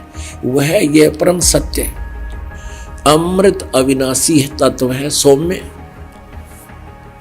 उस वेदने योग्य लक्ष्य का तुम वेदन करो, मन लगाकर उसमें तन में हो जाओ। अब हम थोड़ा सा यहीं से ले लेते हैं। उस एकमात्र परमात्मा को ही जाने, दूसरी सब बातों को छोड़ दे। यही अमृत रूप परमात्मा के पास पहुंचाने वाला पुल है। संसार समुद्र से पार होकर अमृत स्वरूप परमात्मा को प्राप्त करने का ये सुलभ साधन है। इस आत्मा का ओम के जप के साथ ध्यान करो। इस अज्ञान में अंधकार से सर्वथा परे और संसार समुद्र से उस पार जो ब्रह्म है उसको पा जाओगे, तुम्हारा कल्याण हो। इसने स्पष्ट कर दिया, अपनी पूजा को भी कह दिया मत करो, मेरी पूजा भी एकमात्र परमात्मा को ही जाने, दूसरी सब बातों को छोड़ दे। उसका ओम नाम है और ब्रह्म, ओम नाम के जाप से ब्रह्म प्राप्ति उद्देश्य रखो, ब्रह्म की जाप करो, ब्रह्म का जाप करो। और वो कहाँ रहता है? वह यह सबका आत्मा ब्रह्म, ब्रह्म लोक रूप दिव्य आकाश में स्थित है। अब क्लियर कर दिया दुर्गा ने कि केवल ब्रह्म की पूजा करो, उसका ओम जाप है, वो ब्रह्म लोक में रहता है। अपने आत्मा दुर्गा जी ने, देवी ने, जो इन ब्रह्मा विष्णु महेश से सुप्रीम है, इन्होंने इन ब्रह्मा विष्णु महेश नारद व्यास के सब के ज्ञान को रिजेक्ट कर दिया। दर्शकों, संत रामपाल जी महाराज ने एक बार फिर ये प्रमाण सहित सिद्ध किया कि देवी दुर्गा जी भी सर्वशक्तिमान नहीं है। देवी दुर्गा जी ने देवी भागवत पुराण स्कंद 7 में हिमालय को ज्ञान देते हुए स्पष्ट किया कि सबकी आत्माओं का स्वामी ब्रह्म है, उससे ऊपर कोई शक्ति नहीं है, उसका केवल एक ओम नाम है। दर्शकों, देवी जी ने ओम नाम जाप करने की बात कही है और कहा है कि सब पूजाओं को छोड़कर, यानी मेरी पूजा भी छोड़कर ओम नाम का जाप करो, जो ब्रह्म का मंत्र है। यानी देवी दुर्गा कह रही है कि मुझसे ऊपर भी भगवान है जो ब्रह्म है। तो आइए देखते हैं कि गीता जी इस विषय में क्या कहती है। गीता अध्याय 8 श्लोक 13 में गीता बोलने वाला प्रभु कहता है, अर्थात यह ब्रह्म कहता है कि मुझ ब्रह्म का केवल ये एक ओम नाम है। दर्शकों, गीता भी यही कह रही है कि ओम नाम जाप मुझ ब्रह्म का है, जिससे स्पष्ट होता है कि गीता बोलने वाला भगवान कोई और नहीं बल्कि ब्रह्म ही है। क्योंकि यदि गीता ज्ञान देने वाला भगवान कृष्ण जी होते तो यहाँ गीता में ब्रह्म की जगह कृष्ण लिखा होता, यहाँ लिखा होता कि मुझ कृष्ण का ये केवल एक ओम नाम है। दर्शकों, गीता अध्याय 8 श्लोक 13 से ये स्पष्ट हो गया कि गीता बोलने वाला भगवान ब्रह्म है और उसका मंत्र ओम है। और गीता अध्याय 11 श्लोक 32 से ये स्पष्ट हो गया कि जो ब्रह्म है वो काल है। आइए अब देखते हैं कि जो ज्ञान देवी ने हिमालय को दिया और कहा कि ओम नाम का जाप करो, उससे तुम ब्रह्मलोक में चले जाओगे, तो देखते हैं कि क्या ब्रह्मलोक में जाने के बाद मोक्ष हो जाता है। देखते हैं कि इसके विषय में गीता क्या कहती है। दर्शकों, गीता अध्याय 8 श्लोक 16 में कहा गया है कि ब्रह्मलोक में गए हुए प्राणी भी पुनः लौटकर जन्म मृत्यु में आते हैं, यानी ब्रह्मलोक में गए हुए प्राणियों का पूर्ण मोक्ष नहीं होता। दर्शकों, विष्णु जी देवी को सबसे सुप्रीम गॉड मानते हैं, जबकि देवी दुर्गा जी देवी पुराण में कह रही हैं कि ब्रह्म की पूजा करो। ब्रह्म गीता जी में कह रहा है कि परम अक्षर ब्रह्म की पूजा करो। गीता ज्ञानदाता ब्रह्म ने गीता अध्याय 18 श्लोक 62 में कहा है कि हे अर्जुन, तू सर्वभाव से उस परमेश्वर की शरण में चला जा, उसकी कृपा से ही तू परम शांति और शाश्वत परम धाम यानी सतलोक को प्राप्त होगा। फिर गीता अध्याय 4 श्लोक 34 में कहा है कि उसके लिए तत्वदर्शी संत की तलाश कर। फिर वो तत्वदर्शी संत जो भक्ति साधना बताए, उस आधार से ही भक्ति साधना करना। फिर गीता अध्याय 15 श्लोक 4 में तथा गीता अध्याय 18 के श्लोक 64 में कहा है कि तत्वदर्शी संत से ज्ञान प्राप्त करने के पश्चात अज्ञान को ज्ञान रूपी शस्त्र से काटकर उस परम पद की खोज करनी चाहिए, जहां जाने के बाद साधक लौटकर संसार में कभी वापस नहीं आते। उसी की भक्ति करो, वही पूर्ण परमात्मा है जिसने सारी सृष्टि की रचना की है। उसी की भक्ति करो। मैं भी उसी आदि पुरुष नारायण की शरण में हूँ। मेरा भी इष्ट देव वही परम अक्षर ब्रह्म है, उसी की भक्ति करो। दर्शकों, इस श्लोक में अनुवादकर्ता ने इष्ट का अर्थ प्रिय किया है, जबकि इसी गीता अध्याय 18 के श्लोक 70 में इष्ट का अर्थ पूजित किया है, अर्थात पूज्य देव। यहाँ गीता अध्याय 18 के श्लोक 64 में भी इष्ट का अर्थ पूज्य देव ही है, जिसमें गीता ज्ञानदाता कह रहा है कि मेरा भी पूज्य देव वही परम अक्षर ब्रह्म है।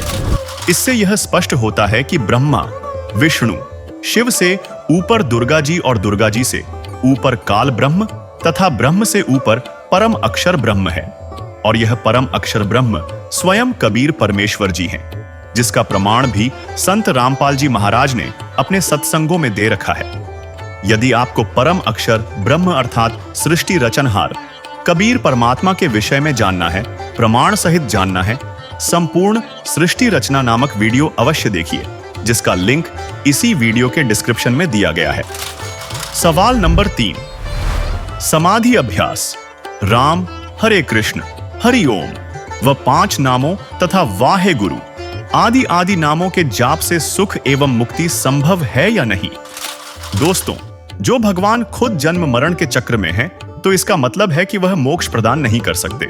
तो फिर उनके नाम राम राम, राधे राधे, हरे कृष्ण का जाप या कीर्तन करने से हमें कहां से मोक्ष मिल जाएगा? हमारे ही धर्म ग्रंथ इस बात की गवाही देते हैं कि यह प्रचलित नाम मंत्र मनमाना आचरण है, एक ऐसी प्रैक्टिस जिसका जिक्र न तो पवित्र वेदों में है और न ही श्रीमद् भगवद गीता में। यह उस टूटे हुए पुल की तरह है जिस पर चलकर आप नदी तो पार नहीं कर सकते, हाँ, हादसे का शिकार जरूर हो सकते हैं। इन्हीं मनमाने आचरणों के विषय में अध्याय नंबर 16 के श्लोक नंबर 23 में कहा कि शास्त्र विधि को त्याग कर जो मनमाना आचरण करते हैं, देखिएगा गीता अध्याय नंबर 16 के श्लोक नंबर 23 में दिखाते हैं आपको, 23 और 24 में। गीता अध्याय नंबर 16 के श्लोक नंबर हम दिखाते हैं आपको 23 में। जो पुरुष शास्त्र विधि को त्याग कर अपनी इच्छा से मनमाना आचरण करता है, वह न सिद्धि को प्राप्त होता है, न परम गति को, और न सुख को ही। अब 24 में बताया कि इससे तेरे लिए, छोड़ में जाएगा 24वां श्लोक, इससे तेरे लिए कर्तव्य की अवस्था में कौन से कर्म करने चाहिए भक्ति के, कौन से ना करने चाहिए, शास्त्र ही प्रमाण है। ऐसा जानकर तो शास्त्र विधि से नियत कर्म करने योग्य है, यानी शास्त्रों में जो वर्णन है वही साधना कर अन्य करेगा तो कोई लाभ नहीं होगा, यूजलेस। यहाँ तक कि जिस ध्यान साधना मेडिटेशन को आज मन की शांति और मोक्ष का सबसे बड़ा जरिया बताया जा रहा है, गीता उसे भी अंतिम समाधान नहीं मानती। गीता अध्याय नंबर 17 और श्लोक नंबर 5 में, जो मनुष्य शास्त्र विधि रहित केवल मनमाना कल्पित घोर तप को तपते हैं, दंभ और अहंकार से युक्त, कामना से आसक्त और बल के अभिमान से युक्त भी युक्त है, शरीर से युक्त। छठे में कहा कि शरीर रूप से सचित भूत समुदाय को और अंतःकरण में सचित मुझ परमात्मा को भी वो क्रस करने वाले हैं, यानी दुखी करने वाले हैं। उन अज्ञानियों को असुर स्वभाव वाले जान। अब क्या बता दिया कि जो अपनी मनमानी तो घोर तप तपते करते हैं, तो उनको शास्त्र विधि त्याग कर, क्योंकि शास्त्र के अनुसार जो तप लिखा है वो और है, वो 3 प्रकार के तप हैं। वो तप नहीं, उनको एक अलग से साधना बताई। जैसे हरिश्चंद्र ने वचन तप किया था कि मैं सत्य बोलूंगा, असत्य नहीं कहूंगा, उसके कारण उसने जो भी यातनाएं सहन करनी पड़ी, उसने सत्य बोला, वो तप था। अब जैसे ये दास सत्य बोल रहा है, सच्चाई कह रहा है, हमें भी यातना सहन करनी पड़ी, जेल में भी जाना पड़ा, झूठे मुकदमे भी बना दिए, ये हमारा तप है। और तप का फल भगवान कबीर परमेश्वर सबको देता है। जैसे प्रहलाद ने यही सत्य बोलने का तप किया था, वाणी वाला तप किया था, अपने पिता से कह दिया था कि तू भगवान नहीं है और तेरे द्वारा बताई गई साधना परमात्मा प्राप्त नहीं करा सकती, उस परमात्मा की भक्ति से ही मोक्ष होगा। इसी से पिता पुत्र का झगड़ा हो गया और उसने खूब सताया। वो जो तप था, उसको तप, वो शास्त्र अनुकूल तप था। और जो आंख मीच कर कितने बर्फ में खड़े होगा, कितने ऊपर न पाक रखा, कितने झुगुल गाल कर, ये शास्त्र विरुद्ध और मनमाना आचरण तप है, ये नहीं करना चाहिए। तो फिर वो मोक्ष का असली रास्ता, वो असली मंत्र कहाँ छिपा है? अगर ये सब रास्ते बंद गलियों की तरह हैं, तो सही राजमार्ग कौन सा है? शास्त्रों की पड़ताल एक ही तरफ इशारा करती है कि मोक्ष का वो रहस्य केवल एक पूर्ण संत के पास ही हो सकता है। यह कोई साधारण पदवी नहीं है, यह वो पद है जिस पर बैठा गुरु ही असली ज्ञान दे सकता है। और वो पूर्ण संत केवल संत रामपाल जी महाराज जी हैं। जिन्होंने मोक्ष के सीधे, सरल और शास्त्र प्रमाणित मार्ग का रहस्य दुनिया के सामने रखा है, जो इस प्रकार है। दर्शकों, मनु और सतरूपा जी सतयुग के आदि में पंचदेव के यथार्थ मंत्रों का जाप करते थे, जिन मंत्रों को संत रामपाल जी महाराज भी प्रथम दीक्षा के समय में अपने शिष्यों को देते हैं। इन 5 देवों के मंत्रों के 12 अक्षर मंत्र इस प्रकार हैं, जिनका जाप मनु और सतरूपा जी करते थे। ओम, किलिम, हरिम, श्रीम, सोहम। दर्शकों, इस प्रकार इन अक्षरों को जोड़कर देखा जाए तो कुल 12 अक्षर बनते हैं। दर्शकों, ये 12 अक्षर का एक मंत्र कहलाता है और इस एक मंत्र को साधक को प्रतिदिन 108 बार करना होता है।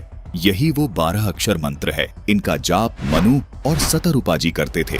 ये आदि सनातनी पूजा के प्रथम चरण के मंत्र हैं।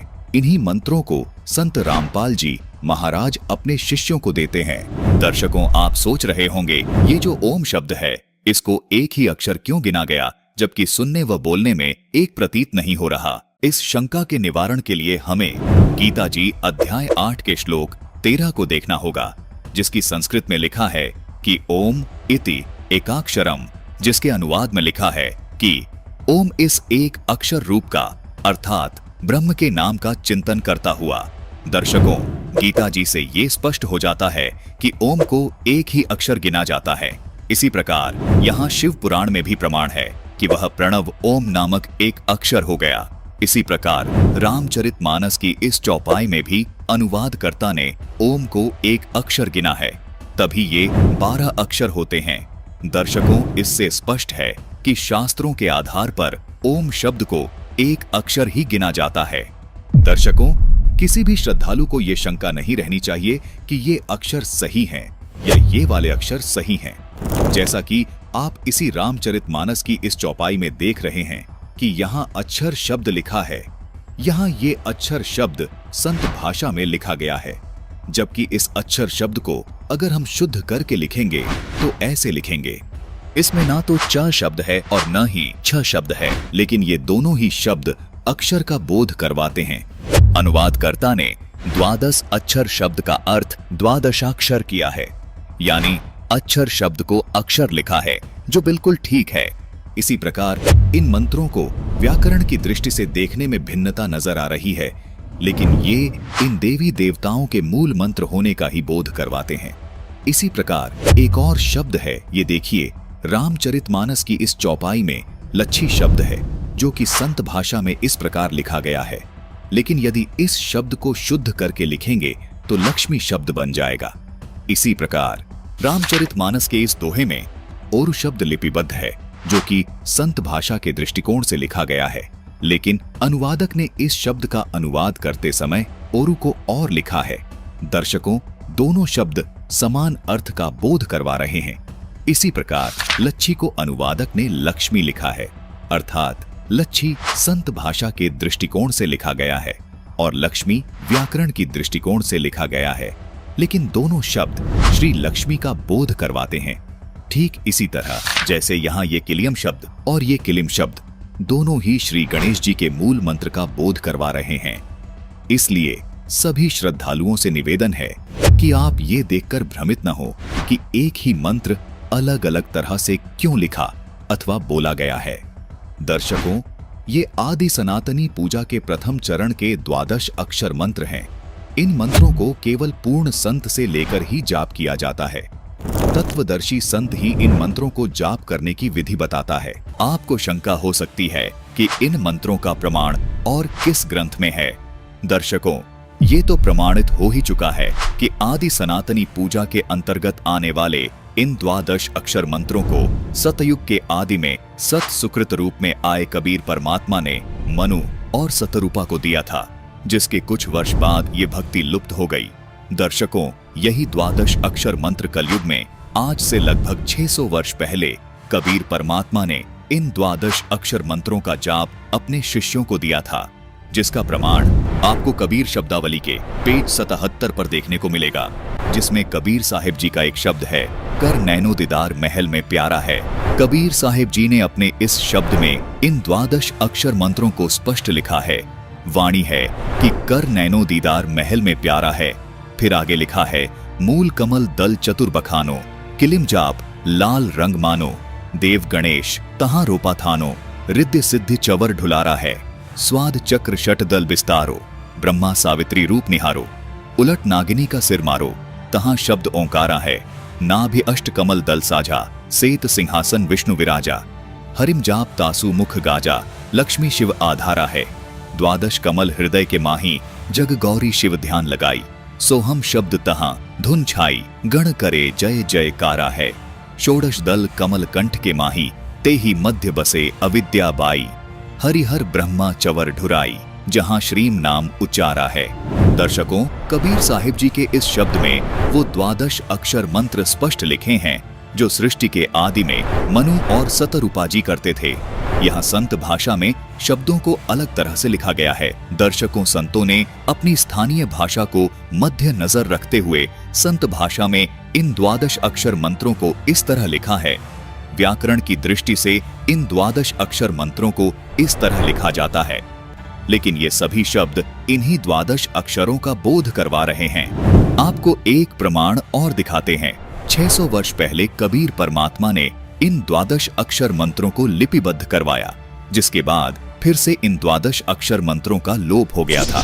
कबीर परमात्मा ने आज से लगभग 300 साल पहले फिर प्रकट होकर गरीबदास जी महाराज को छुड़ानी में आकर इन द्वादश अक्षर मंत्रों को प्रदान किया। प्रमाण के लिए देखिए गरीबदास जी महाराज द्वारा रचित अमर ग्रंथ, जिसके ब्रह्म कला अंग में और मुक्ति मुद्रा अंग में ये द्वादश अक्षर मंत्र स्पष्ट लिखे हैं। देखिए, ये है ब्रह्म कला अंग जिसमें ये द्वादश अक्षर मंत्र स्पष्ट लिखे हैं, और ये देखिए, ये है मुक्ति मुद्रा अंग जिसमें ये द्वादश अक्षर मंत्र स्पष्ट लिखे हैं। इन्हीं द्वादश अक्षर मंत्रों का जाप परमात्मा कबीर जी ने नानक जी को दिया था, जिसको नानक जी स्वयं जाप करते थे। कबीर परमात्मा ने बाबा नानक जी को दूसरे चरण की साधना का यथार्थ मंत्र सतनाम भी प्रदान किया था, जिसको बाबा नानक जी ने कभी किसी को आगे जपने के लिए नहीं दिया। प्रथम चरण में मिलने वाले इन द्वादश अक्षरों वाले मंत्रों को बाबा नानक जी ने आगे गुरु परंपरा में केवल गद्दी पर बैठने वाले उत्तराधिकारी को इन द्वादश अक्षरों वाले मंत्रों का भेद बताया, जिसका प्रमाण हमें सिख धर्म की प्रमाणित पुस्तक 35 अखरी में देखने को मिलता है, जिसमें यही द्वादश अक्षर मंत्र शुद्धता के साथ लिखे हैं। देखिए यहाँ पर ओम, हरिम, श्रीम, किलिम और सोहम स्पष्ट लिखे हैं। वर्तमान में इन द्वादश अक्षरों वाले मंत्रों का जाप और इनके करने की सही विधि केवल संत रामपाल जी महाराज के पास है। संत रामपाल जी महाराज ही इन मंत्रों को प्रदान करने के एकमात्र अधिकारी संत हैं। यदि कोई श्रद्धालु इन मंत्रों का जाप स्वतः ही करने लग जाए तो उससे कोई लाभ नहीं मिल सकता। दर्शकों, जिस प्रकार कोई व्यक्ति यदि किसी असली पासपोर्ट की फोटो देखकर खुद से पासपोर्ट बनाने लग जाए या किसी अनधिकारी से हस्ताक्षर करवा के पासपोर्ट प्राप्त करने की कोशिश करे, तो ये उसका व्यर्थ प्रयत्न होगा, जो कि उसके लिए बहुत हानिकारक होगा। इसी प्रकार परमात्मा प्राप्ति के इन मंत्रों का जाप केवल अधिकारी संत से ही प्राप्त कर सकते हैं, जो कि वर्तमान समय में इन मंत्रों को देने के अधिकारी केवल संत रामपाल जी महाराज ही हैं। इन्हीं द्वादश अक्षर वाले मंत्रों का जाप संत रामपाल जी महाराज प्रथम चरण की दीक्षा में अपने शिष्यों को सन 1994 से दे रहे हैं। दर्शकों, ये द्वादश अक्षर मंत्र पंचदेव साधना के यथार्थ मंत्र हैं, जबकि ये तमाम धर्म गुरु ओम नमो भगवते वासुदेवाय को द्वादश अक्षर मंत्र बताकर आपको भ्रमित कर रहे हैं और खुद भी भ्रमित हैं। ओम नमो भगवते वासुदेवाय मंत्र श्री कृष्ण जी का यथार्थ मंत्र मानकर जप रहे हैं, जबकि खुद शंकराचार्य जी भी मानते हैं कि हिंदू धर्म में पंचदेव साधना बताई गई है। कोई धर्म गुरु केवल श्री कृष्ण जी का प्रणाम वाक्य ही बोल रहा है, कोई शिव जी का प्रणाम वाक्य ही बोल रहा है, जबकि दूसरी ओर संत रामपाल जी महाराज श्री कृष्ण जी उर्फ श्री विष्णु जी के सहित ये पंचदेव साधना की यथार्थ भक्ति बता रहे हैं। इन धर्म गुरुओं ने जीवन भर आपसे ओम नमो भगवते वासुदेवाय, ओम नमः शिवाय आदि प्रणाम वाक्य जपवाए हैं, लेकिन श्रद्धालुओं को कोई लाभ नहीं मिला। इसका कारण है कि ये यथार्थ मंत्र हैं ही नहीं। आपकी पुकार इन देवी देवताओं तक पहुंच ही नहीं रही। दर्शकों, इसको एक उदाहरण के माध्यम से समझने की कोशिश करते हैं। मान लीजिए आपको किसी मंत्री से लाभ प्राप्त करना है। अब उस मंत्री से लाभ प्राप्त करने के लिए या तो आपको उसके कार्यालय जाकर उनसे रूबरू होकर अपना कार्य करवाना होगा, या आप उनसे मोबाइल पर कॉल करके अपना कार्य उनसे करवा सकते हैं। अब यदि कोई व्यक्ति उस मंत्री का खास बनकर आपको किसी साधारण व्यक्ति का नंबर दे दे या कोई गलत नंबर दे दे, तो आप उस नंबर से कोई लाभ प्राप्त नहीं कर पाएंगे। आज इसी प्रकार इन धर्म गुरुओं ने इन देवताओं रूपी मंत्रियों के आपको गलत नंबर दे दिए हैं, जिसको आप जिंदगी भर डायल करते रहें, लेकिन कोई लाभ नहीं मिल पाएगा। आप जब तक उनकी साधना का सही नंबर डायल नहीं करेंगे, तब तक आप उनसे अपना कोई कार्य सिद्ध नहीं करवा पाएंगे। इन देवताओं के सही नंबर अर्थात वास्तविक साधना के मंत्र संत रामपाल जी महाराज के पास हैं। सभी प्रमाणित संतों ने पंचदेव साधना के इन्हीं मंत्रों का जाप किया है जो संत रामपाल जी महाराज बता रहे हैं। पंचदेव साधना के ये 12 अक्षर मंत्र विश्व कल्याण के लिए कितने महत्वपूर्ण हैं, आइए जानते हैं। भविष्यमालिका पुराण में लिखा है कि 2032 तक पूरे विश्व में सत्य सनातन धर्म प्रतिष्ठित हो जाएगा। ऐसा ही संकेत कबीर परमात्मा ने कबीर सागर में किया है कि सारा संसार सत्य भक्ति अपनाएगा और आदि सनातन धर्म पूरे विश्व में प्रतिष्ठित हो जाएगा। दर्शकों, आदि सनातनी पूजा के प्रथम चरण की ये पूजा ही विश्व में सनातन धर्म प्रतिष्ठित करने में अहम भूमिका निभाएगी। दर्शकों, आज विश्व के सभी प्राणी बेशक अलग अलग धर्मों में बटे हुए हैं। विश्व के सभी मानवों यानी स्त्री व पुरुषों के शरीर की संरचना एक जैसी है तथा इनमें बने कमल भी एक जैसे हैं। प्रत्येक साधक को परमात्मा प्राप्ति के लिए और मोक्ष प्राप्त करने के लिए इन्हीं कमलों से होकर गुजरना होता है। इन 12 अक्षर वाले मंत्र का जाप करने से ये कमल अपने आप खुल जाते हैं। हठ योग करने की कोई आवश्यकता नहीं है। जिस प्रकार ऋषिजन पहले हठ योग करके इन कमलों को खोलने का प्रयत्न करते रहे, जबकि कमलों को खोलने की आसान अवश्रेष्ठ विधि ये है जो संत रामपाल जी महाराज ने बताई है। यही विधि कबीर परमात्मा जी ने अपने शिष्य धर्मदास जी को बताई, अपने शिष्य गरीबदास जी को बताई। यही विधि बाबा नानक जी को तथा उन तमाम महापुरुषों को बताई जिनको कबीर परमात्मा स्वयं आकर मिले। इसी विधि से इन महापुरुषों का मोक्ष हुआ। इन सभी महापुरुषों ने अपने ग्रंथों में इस 12 अक्षर मंत्र को लिपिबद्ध कर दिया था, जिसका प्रमाण आपको संत रामपाल जी महाराज ने प्रमाणित करके दिखा दिया है। दर्शकों, विचारणीय विषय ये भी है कि यदि आज के वर्तमान धर्म गुरुओं के अनुसार यदि भक्ति साधना की जाए तो विश्व कल्याण नामुमकिन है, क्योंकि जो साधना मुस्लिम धर्म में बताई जा रही है वो हिंदू धर्म में तथा अन्य धर्मों में नहीं बताई जा रही। इसका मतलब हिंदू समाज का तथा अन्य धर्मों के लोगों का मोक्ष होना असंभव है। इसी प्रकार जो साधना हिंदू धर्म के धर्मगुरु बता रहे हैं वो साधना मुस्लिम धर्म व अन्य धर्मों में नहीं बताई जा रही। इसका मतलब मुस्लिम समाज के लोगों का तथा अन्य धर्मों के लोगों का मोक्ष होना असंभव है। वास्तव में सच तो ये है दर्शकों कि किसी भी धर्म के धर्म गुरुओं के पास विश्व कल्याण का तथा पूर्ण मोक्ष मार्ग का यथार्थ भक्ति का 12 अक्षर मंत्र नहीं है। केवल संत रामपाल जी महाराज ही विश्व में एकमात्र ऐसे संत हैं जो विश्व के संपूर्ण मानव समाज के लिए सभी धर्म ग्रंथों में प्रमाणित भक्ति को पूरे मानव समाज के लिए दे रहे हैं। इसी भक्ति से संपूर्ण मानव समाज का कल्याण हो सकता है। जैसे कबीर जी ने सभी धर्मों की पुण्य आत्माओं को ये सत भक्ति देकर मोक्ष प्रदान किया था, ठीक वैसे ही आज संत रामपाल जी महाराज हर धर्म के धार्मिक लोगों को ये यथार्थ भक्ति प्रदान करके मोक्ष का अधिकारी बना रहे हैं। ये पंचदेव समान रूप से विश्व के सभी प्राणियों के शरीर में बने इन कमलों में विद्यमान हैं। इन पंचदेव को प्रसन्न करने का तथा पूर्ण लाभ प्राप्त करने का ये एकमात्र 12 अक्षर मंत्र है जो जाप करने का है। संत रामपाल जी महाराज इस 12 अक्षर मंत्र का जाप दिन में कम से कम 108 बार अपने शिष्यों को जपने का निर्देश देते हैं, जो विश्व में केवल एकमात्र संत रामपाल जी महाराज ही दे रहे हैं। संपूर्ण विश्व के प्राणी इस 12 अक्षर मंत्र की जब साधना करेंगे तो चारों ओर खुशहाली और भाईचारा कायम होगा। पूरा विश्व एक हो जाएगा और आदि सनातन धर्म पूरे विश्व में प्रतिष्ठित हो जाएगा। सभी मानवों के जीवन से दुख हमेशा हमेशा के लिए खत्म हो जाएगा, क्योंकि इस द्वादश अक्षर मंत्र में इन पंचदेवों की शक्ति सामूहिक रूप से कार्य करती है। संत रामपाल जी महाराज के अथक प्रयासों से ये शास्त्र प्रमाणित ज्ञान तेजी से विश्व में फैल रहा है। आदि सनातनी पूजा के प्रथम चरण की ये भक्ति पंचदेव से मिलने वाले लाभों को प्रदान करने वाली है तथा संपूर्ण भक्त समाज के लिए संजीवनी है।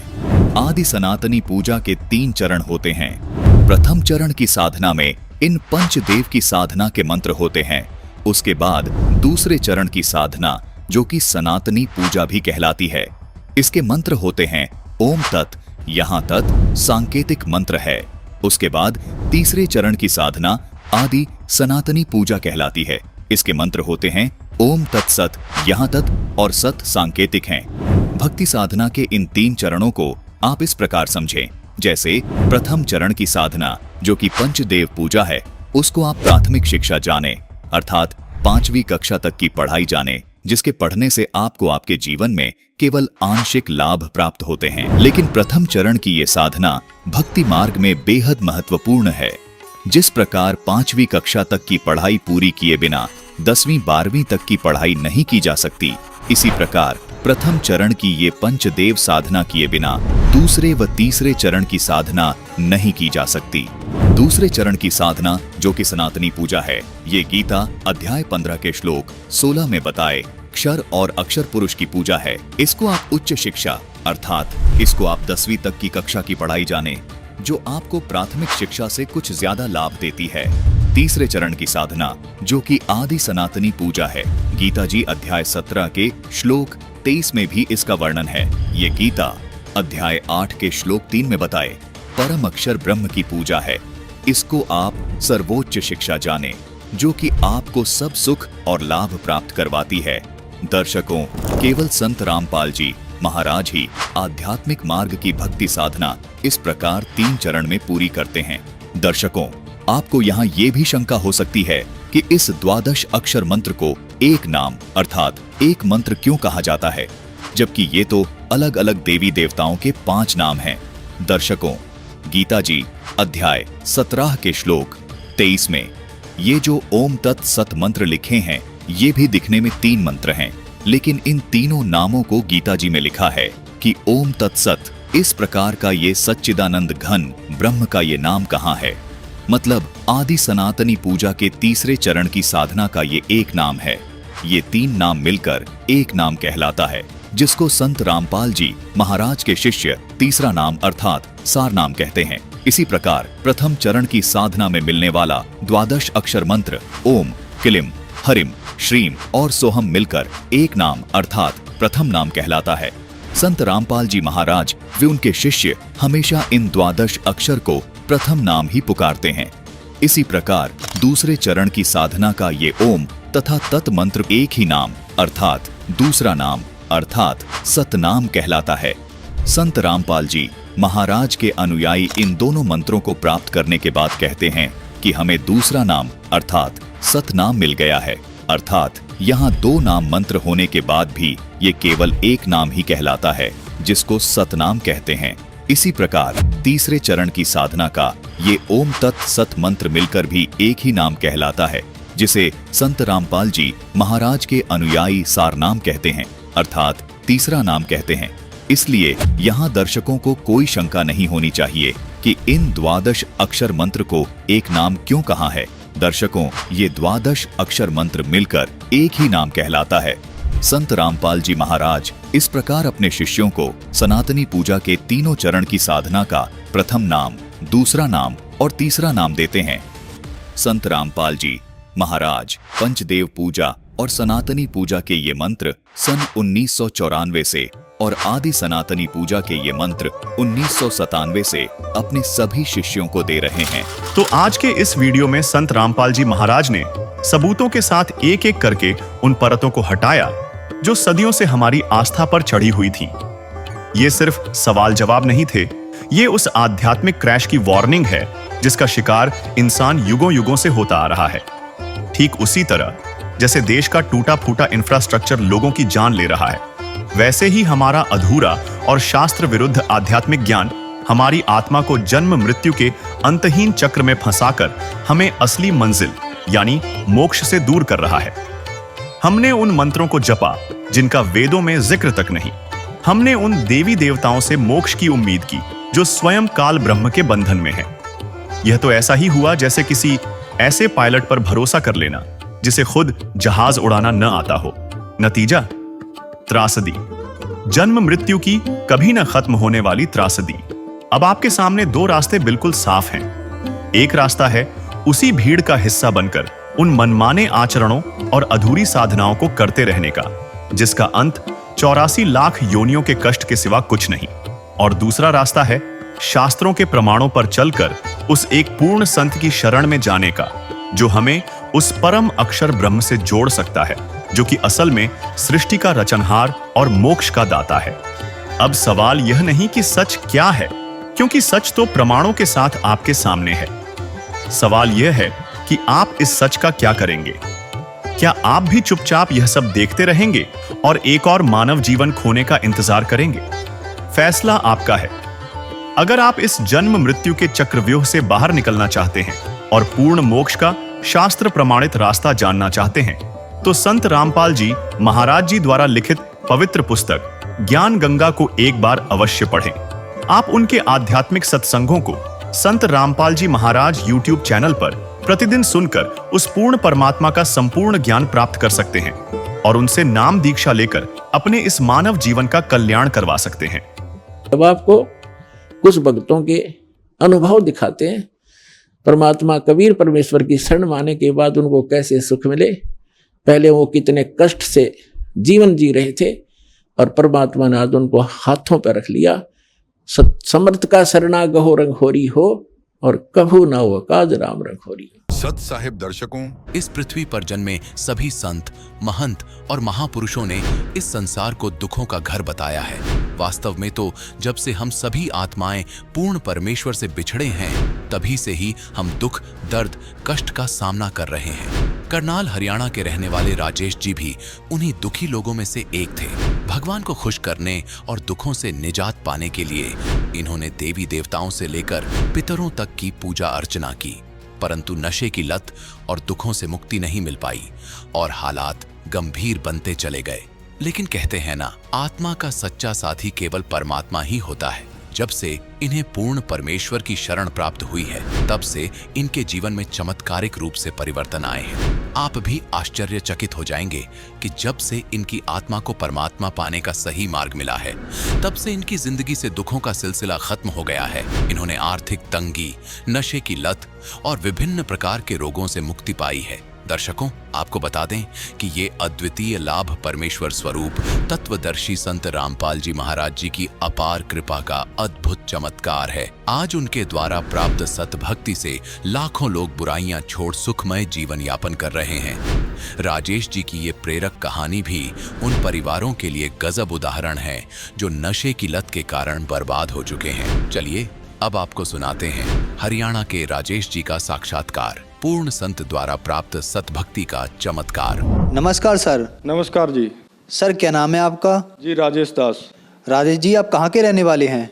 जी मेरा गांव कोयर माजरा है और जिला करनाल है जी। सर, संत रामपाल जी महाराज से आपने नाम दीक्षा कब ली? मैंने संत रामपाल जी महाराज से नाम दीक्षा 2018 फरवरी में ली जी। सर, संत रामपाल जी महाराज से नाम दीक्षा लेने से पहले क्या आप कोई भक्ति साधना भी करते थे? हाँ जी, भक्ति सारी करे थे जी। देवी पूज्य थे, पितर पूज्य थे, बालाजी भी गए जी, हरिद्वार भी गए। जड़ा कोई कह देता उठी भगजन थे जी, इतने हालात माड़े थे। हरियाणा में जितने सियाणे हैं कोई नहीं छोड़ा जी। कुलक्षेत्र के, नीलोखेड़ी के और नुंगा जींद कानी स्पिद्दों तक गए जी। पूरे हरियाणा में घूमे जी, कोई लाभ नहीं हुआ जी कड़ी। तो फिर आप संत रामपाल जी महाराज की शरण में कैसे आए? मैं सबसे पहले तो बहुत ज़्यादा नशे करता था जी। भांग पीता था, बीड़ी, सुल्फा, शराब, जो भी नशा मिल गया वही करता था जी। किसी ने अफीम दे दी, फीम खा ली। भूखी दे दी, अगला भाई खा ले, भूखी खा ली। नींद की गोली दे दी, नींद की गोली खा ली। मतलब हर टाइम नशे में रहता था जी, दारू पीता था जी, बहुत बुरा हाल था जी। एक बार तो मेंटल हो गया जी मैं पूरा कति। जमीन न्यू गाँव में कच्चे कच्चे में फिरदा जी, कदी लगाइया के सूंठ पाया पाएगा फिरदा जी, कदी छड़े में नाचता जी जा जाएगा, कदी किसी के घर पर्ची फेंक दी, किसी के घर कुछ फेंक दिया जी, जुत्ती पाली हाथा में पारा में, बुरा हाल जी। न्यू फिरे करता जी मैं। फिर जमी दुखी हो लिया जी, घर के भी दुखी हो लिए जी, घर में नहीं बढ़न देवा जी, लठ मारा जी। कौन बढ़न देवा जी, मेंटल आदमी घर में कोई नहीं बढ़न देवा। जमी दुखी हो लिया जी। फिर मेरी पत्नी थी जी जो, वह भी छोड़ कर चली गई जी, इतने बुरे हालात हो गए। फिर पता नहीं परमात्मा की के लीला हुई जी, थोड़ी रात सी मिली, घर में आना जाना होया। उधर मेरे ससुर जी हैं जो, उन्होंने संत रामपाल जी महाराज जी से नाम दीक्षा ले रखी थी। तो वो आए जी एक दिन, उन्होंने समझाया मेरे को, सारी बात समझाई, गुरु जी के बारे में बताया, गुरु जी का ज्ञान बताया। पर उस टाइम तो कुछ नहीं समझ में आवे था, दारू पिए करते जी, बुरा हाल था। पर फिर भी मैं धक्के था मना उरा ले आए जी कुलक्षेत्र। अब चल तो नाम दुआ कर लाओगे तना।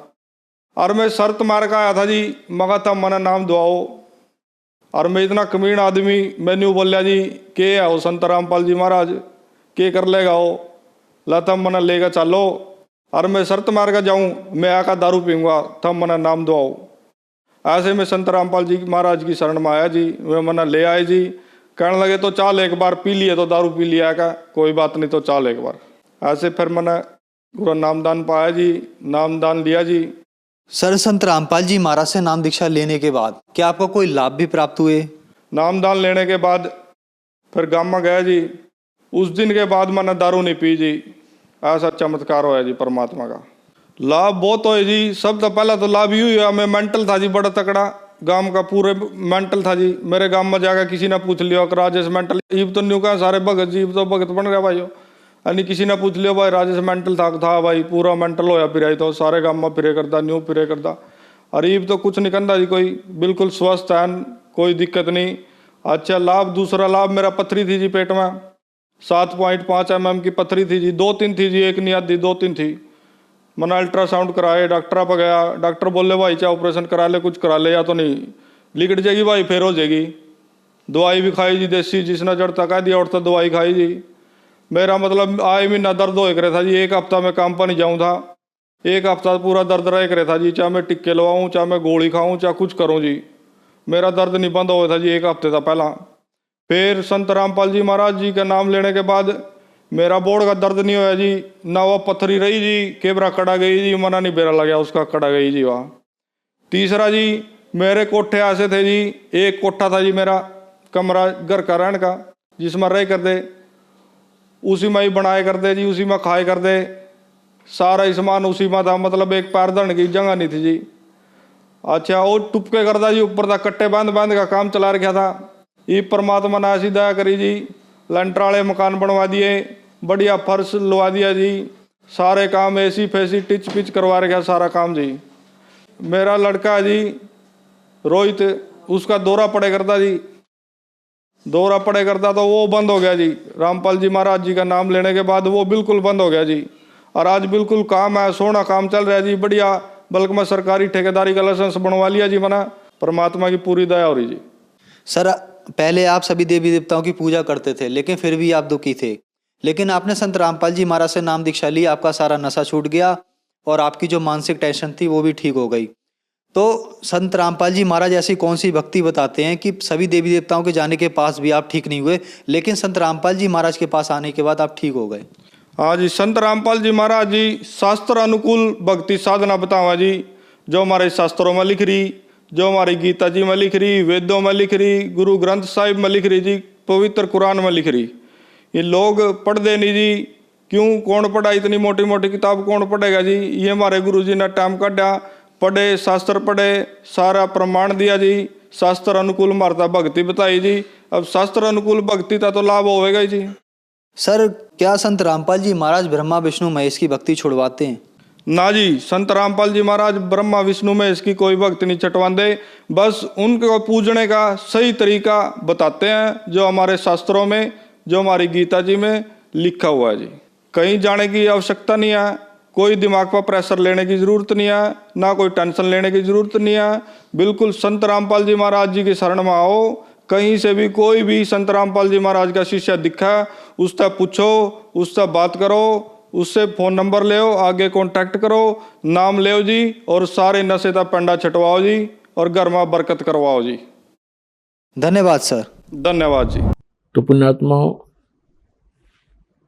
आपका कर्तव्य बनता है, कहते हैं आप तेरे जगतार ही। आपका तो कल्याण निश्चित है यदि मर्यादा में रहोगे और भक्ति करते रहोगे। आपका और आपके परिवार का तो कल्याण निश्चित है, लेकिन आपका ये भी कर्तव्य बनता है, फर्ज बना है, भूले न राह बतावे। जिसको ज्ञान नहीं है, भटक रहे हैं, उनको कोशिश करें समझाने की, लेकिन प्यार से। किसी को आप समझाने की चेष्टा करोगे, उसको एक बार तो कड़वा लगेगा। आपको भी ऐसा ही महसूस हुआ होगा प्रारंभ में, हमें भी ऐसा ही लगा था।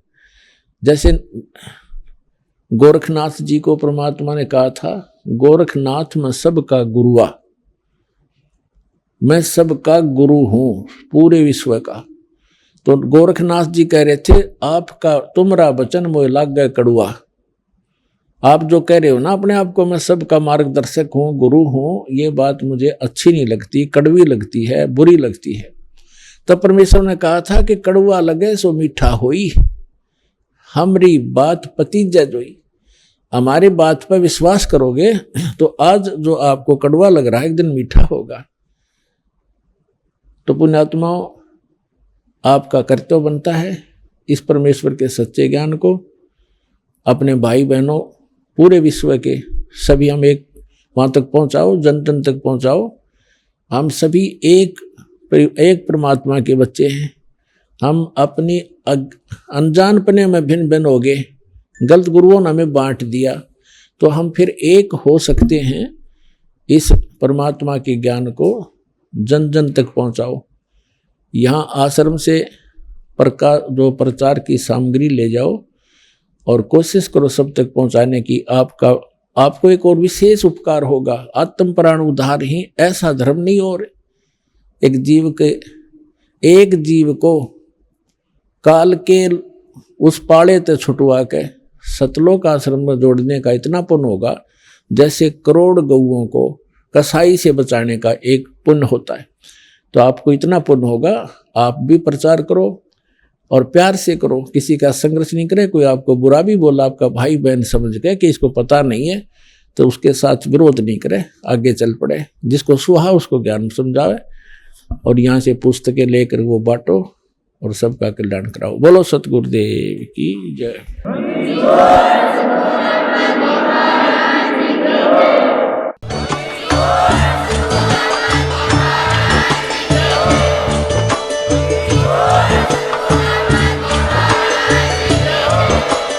आप सुन रहे थे जगत गुरु तत्वदर्शी संत रामपाल जी महाराज जी के मंगल प्रवचन। अधिक जानकारी के लिए विजिट कीजिए हमारी वेबसाइट www.jagatgururampalji.org। संत रामपाल जी महाराज जी के शुभ आशीर्वाद से पूरे विश्व भर में 500 से भी ज्यादा नाम दीक्षा केंद्र हैं, जिन पर संत रामपाल जी महाराज जी द्वारा ऑनलाइन निःशुल्क नाम दीक्षा दी जा रही है। अपने नजदीकी नाम दीक्षा केंद्र का पता करने के लिए संपर्क करें 8222880541।